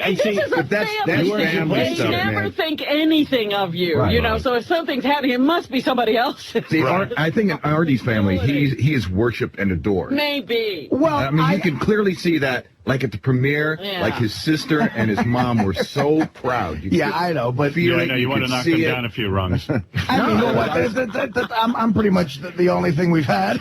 Oh, poor Artie. He's come so far down. Still would love to get that interview, but we'll sort that out. Eventually he will. But I would say in most families, it's probably like the same thing that Robin gets, If one of our kids goes to college, me or my sister's kids goes to college, their ass will get kicked. So the 60 Minutes thing brought that out a little bit. Yeah, and all of a sudden it was just like, oh, yeah, maybe if I was on 60 Minutes, they think something of me. Maybe we got to get you. No. We got to get you on 60 Minutes. You say, hey, Howard got you. Exactly. Robin, I'm going to see if I can get you on 60 Minutes. Thank you so much. So, I mean, her family have her pegged, right? If you read the book too, did you? The Quivers of Life? Yes. Yeah, of course. So, yeah. Do you remember she had, like, for example, the molestation thing? She explains that she talks to her brother on the phone and she tells him the story, and he just goes, okay. And that's it. And the way it was, I don't even know how to say it, wrenched in or crowbarred in. The way crowbarred, that's the word. The crowbarred in to the story of her life. It seemed so puzzling. Like, I don't know. Like, how am I going to fit a molestation story in the middle of my life? These days, she's more concerned with how she's going to fit into the booth at TGI Fridays. Howard got her on 60 Minutes. Howard is letting Robin do 60 Minutes. I'm thinking of letting you do it. It's amazing. I'm thinking of letting you do 60 Minutes. That's good. You know what we got to do? We got to get an Ed Bradley look. So imagine this. She's shopped a talk show that didn't get picked up. Mm-hmm. She released a book that was a New York Times bestseller, but it was just fans buying it because it was a Stern product initially. And she years later, said something like, you actually don't need to sell a lot of copies to get number one on the New York bestsellers. Like, if you sell 10,000 copies that first week and that's all you sell, it's a bestseller. I mean, you can call it that. Right. So it's not like it sold millions and millions. And most people did not fucking read it. I guarantee they did not read that book. It was awful. Yeah. Or even hire Ed to interview you and then mail it down to them. Mail it to them. Yeah. Say, in case you missed it. Did you miss it? I was on 60 Minutes. Let's just rep Riley Martin up like Ed Bradley and have him do it. There you go. Yeah, well, the 60 Minutes piece does make me proud because to be featured on 60 Minutes it's is a great really achievement. Yeah, like, basically, she's shitting on she spent the last 8 minutes shitting on his accomplishments and trying to, she's trying to walk it a little back by talking about her family, I think. But I think initially that she realized she said something bad. Sal later on in the wrap-up show explains this. He starts off well, but then he goes into some non sequitur about women and what they need. But he's on the right path. Like he's right on the right track. She was trying to walk it back, and she didn't know how to do it. Right. Yeah. Really something to me, and I almost didn't watch it because I just don't like the way I look, physically. And Beth was saying, "God, you look good." And I'm like, You both look. "Oh, Beth always looks good." There's a picture of Beth in the paper today. I saw it. Eating a cupcake, and I'm like, no one ever looks so good eating a cupcake. Did you see that picture? I haven't seen it yet. Daily News. Ooh. Oh, The archives. we gotta give Beth a plug for eating a fucking cupcake, and then, exactly. Oh, God, what a puke. Yeah. And she even opened up the page when she goes, "Oh my goodness!" She goes, "Oh, it's a terrible picture. I'm eating, and it's." I go, "No one ever." Is there any way to go further? We got to move on. You look fine. I watch Artie eat every day. Don't look like that. You should look like that. Me looking like a cupcake. Don't look that way. Not even close. Yeah. So America's Top Chef. Oh, yeah. Premiering next week. Right. And I'm dying to hear it played I'll again move it because I forward. don't fully. I'm just moving it forward to the wrap-up show part of it because the rest of it is this shitting on Katie Lee for her show getting canceled because, you're never happier than when your fucking friends failed and if your enemies. It wasn't canceled. She was just kicked off. She was kicked off? Was that it? Yep. Pagma Lakshmi is the one who took over, and she's great, and she's been on the show for 10 years now. Right. Well, right. I understand what she meant. So let's hear it, and then I'll have a better idea. Another thing happened to me while I was, I guess maybe it was the beginning of the show, and they were saying, and tonight on 60 Minutes, and they went through the whole thing, and Ed Bradley with Howard Stern. Right. And I was like, ugh. And So in case you didn't hear it the first time, guys. I got a twitch. Jealousy came over me. And I was like, whoa. Jealousy? What do you mean? That's very honest. Wow. What do you mean jealousy? I was like, they're doing a story on him. Oh, you got jealous of me? And I was like, what is that all about? So now they go into it, and Sal's in studio, and he's in fine form. Sal's just on fire, and they replay it in the next week. When you get the emails, and Howard reads the emails, people got in. That's the most hilarious part. That's the big question. Sal's also joining us. What is that all about? That feeling that she had? Well, she explained it a little bit more afterwards, and I think that it's not being jealous of Howard specifically, like in the way that I work with Howard. Howard gets all the accolades. It's because she said, when I see the same thing on Oprah.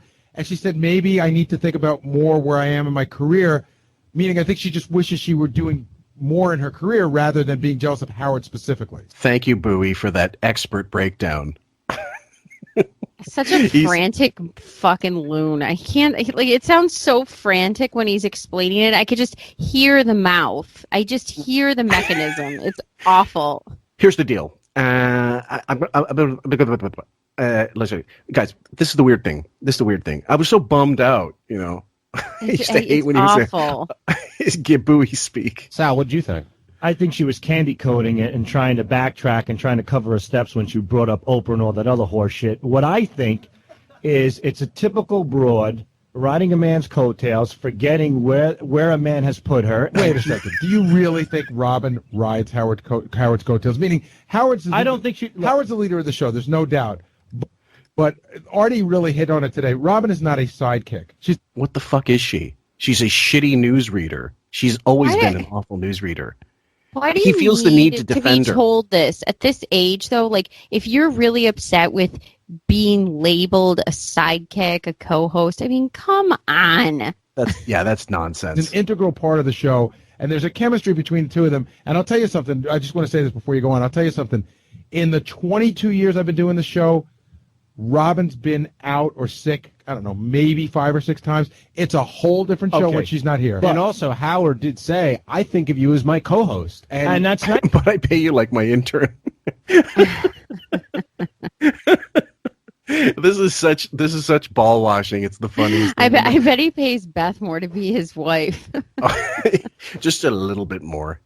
Let's see. Howard, and you know what? Robin, to me, is the second best on the show. That's beside the point. Robin's great on the show. I love Robin. I grew up with Robin. I think she makes the show great. She really is Howard's focal point.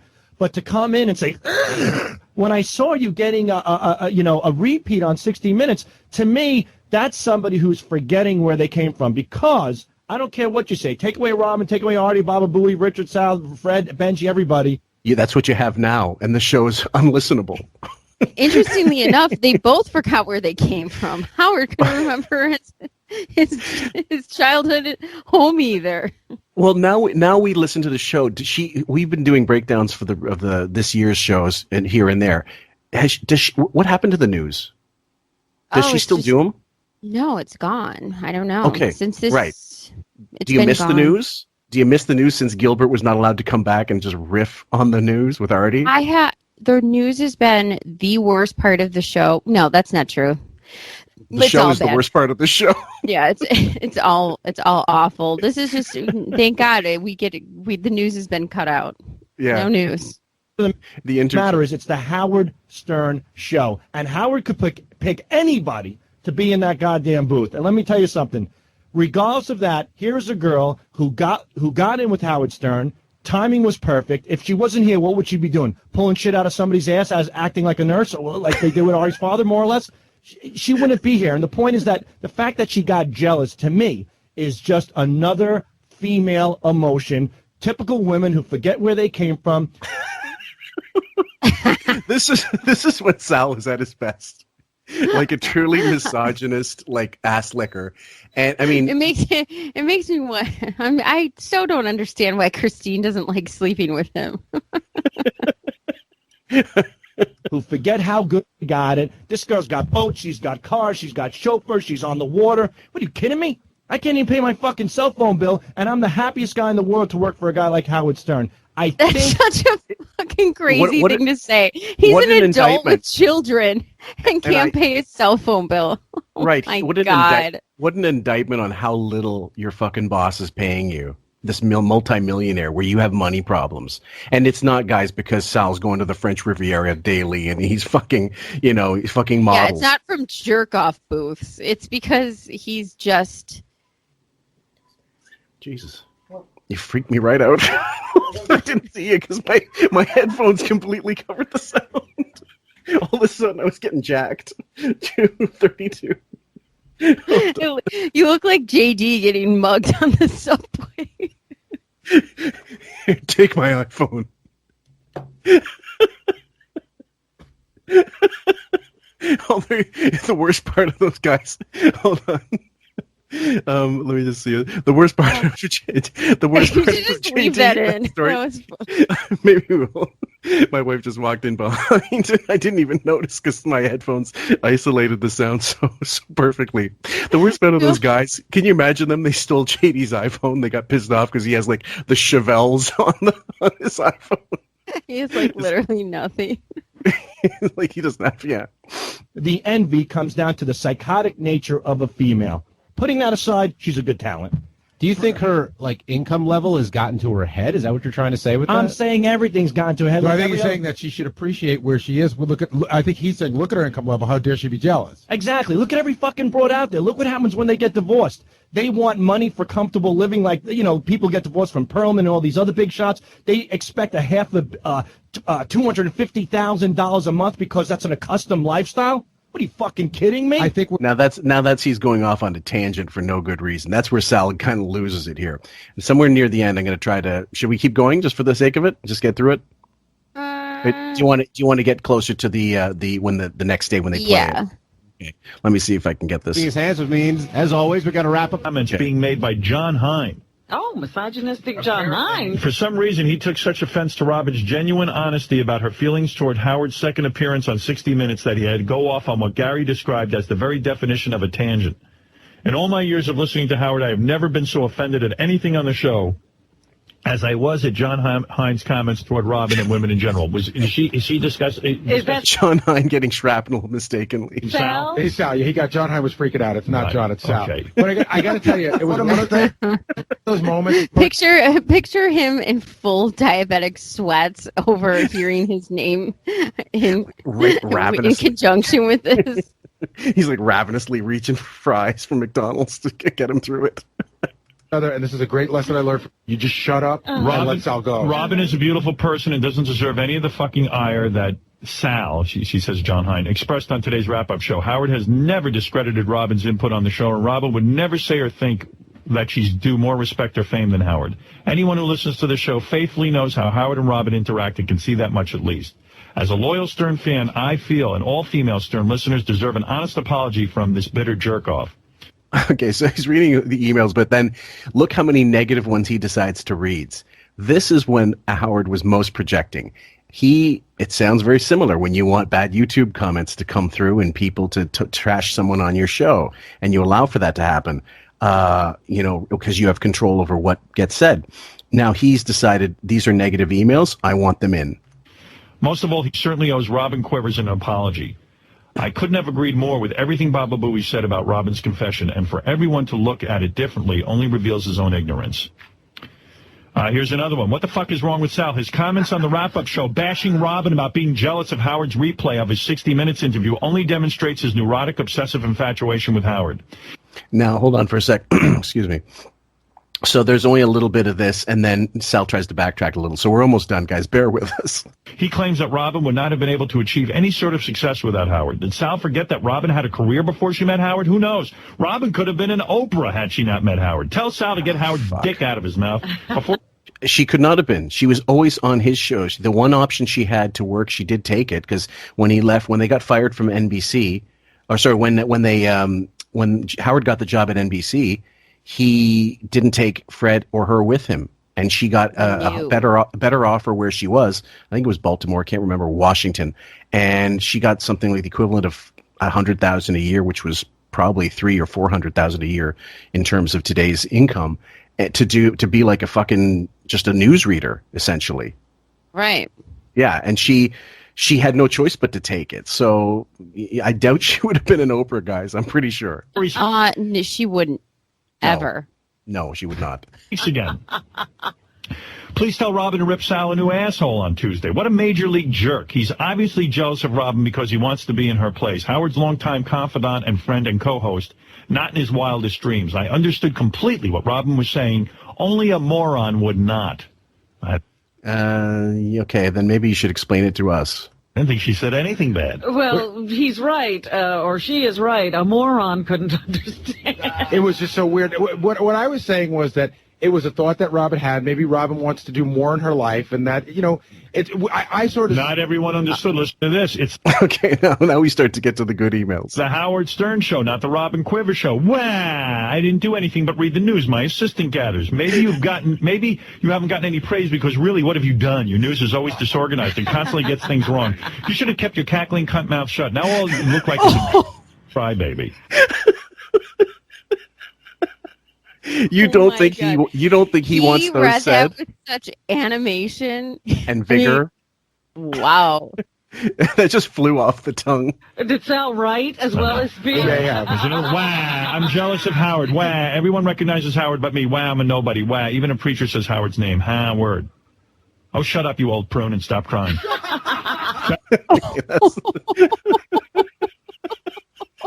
We speak your name. That's such a good one. That race Bubba in your piece of shit sports car Howard gave you and crash into a wall so we won't have to listen to your nagging, you old bat. Jesus Christ. Oh, my God. The viciousness of some people back in the day was actually more funny than the show, especially when they would read these emails that they clearly did not come up with on their own. Tell that fat fucking cunt Robin to shut the fuck up. She can't stop mentioning that other fat cunt Bubba. They're both fat cunts that need to die in a fire. I now remember when I appreciated when the Howard Stern Show said the word cunt. Now it's just like puppet. Now it's just coming out of awful puppets. Yeah. What was the big tirade with Robin? She didn't say anything wrong. Hey, it's all what you listen to, Robin. I said you are equally as talented as Howard, and that says a lot coming from me. No, you didn't. First you said she's lucky to be there. Howard put her in the chair. Then later on you thought about it. You said she's equally talented. Who are you, John Manelli? Well, you know what? Jackie Martin didn't put her in that fucking chair. You did. It doesn't matter. That means had chairs at a station. So he's going to keep getting a little deeper. We're almost done. That means Howard has the ability. I didn't put her in any chair. Howard has the ability to isolate talent. He knew that you would be perfect for the show. But you need to recognize that this is the man that put you there. What makes you think she didn't recognize any? he thought ST. Could you imagine this happening today? God. Where somebody would come in from the back office and actually just tear people Put them in asshole? their place? Yeah. Absolutely, yeah. Well, the worst, we cut through it, but on the wrap-up show, Sal goes, we got to call a spade a spade. You can't get away with that. What makes me think she doesn't recognize it? Yeah, tell me what. I see you on 60 Minutes, I'm jerking off. She's going, blah. What is that? She's saying she was talking about her own life, but she was jealous. She's jealous. That's sad. That's ego. That's called being human. It's called being human. Aren't you human, Fillmore? I'm more human than human. An ordinary human Newman. Yeah, human behavior. I was shocked by the feeling. Did you hear anything I said? You weren't shocked by the feeling. I'll tell you what it was. It was your way Why would I talk about it if it was the way I felt? It was your way of softening the blow. It's your way of saying, look, Robin, what type of person looks at Sal, look at me. What type of woman? They're all crazy, Howard. Every woman's a lunatic. How does it be? Okay, we're almost done. We got about 20 seconds left. I think the best is yet to come. Being jealous negate the gratitude or the appreciation of another person. You can be jealous and still appreciate somebody. I agree, but first of all, you're not jealous of somebody who's not done incredibly well for themselves. Okay, you're not. So he, regardless of how I feel, he's done incredibly well. He's an incredibly. But why do you feel that way? He is recognized. Okay, I cut the rest of that out. I didn't have it. It must have been on the wrap-up show. But at one point he goes, girlfriend, as they say in your culture, check yourself before you wreck yourself.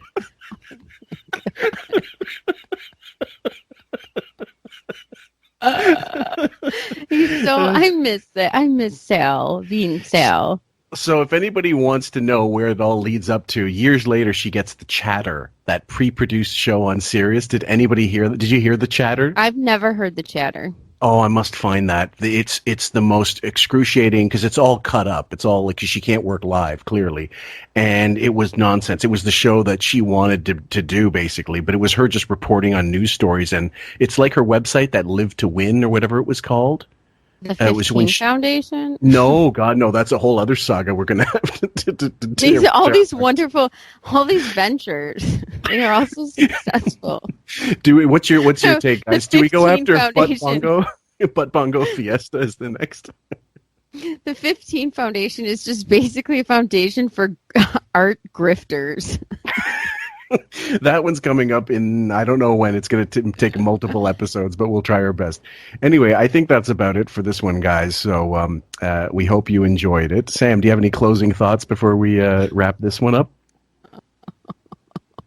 I think these new Robin insults, I think I'm thinking of Photoshops already from just all the Sal comments. We'll see what we can work on over the next little while. I'm working on a Porky's Photoshop because I keep forgetting that he was going to do the remake of that, and that never happened. But I know, I love this. I like this. All right, guys. So this one will come up later in the week because we are putting out the narcissistic personality disorder episode first. That will be, of course, on Podbean and Spotify now. I was going to say, what's the next thing? Oh, this week is going to hear back in studio. So we're going to be doing a breakdown of the last Seinfeld interview, I think. And then maybe this week, depending what comes out of it. Yeah. Are you looking forward to that? I just feel like you smacked me in the face with a bat. Those titles. When you said he's going to be back. I just had like this. I just felt like choked. Well, he'll be back, so we'll be back, guys. Take care from both of us. Cheers. We love you. Bye.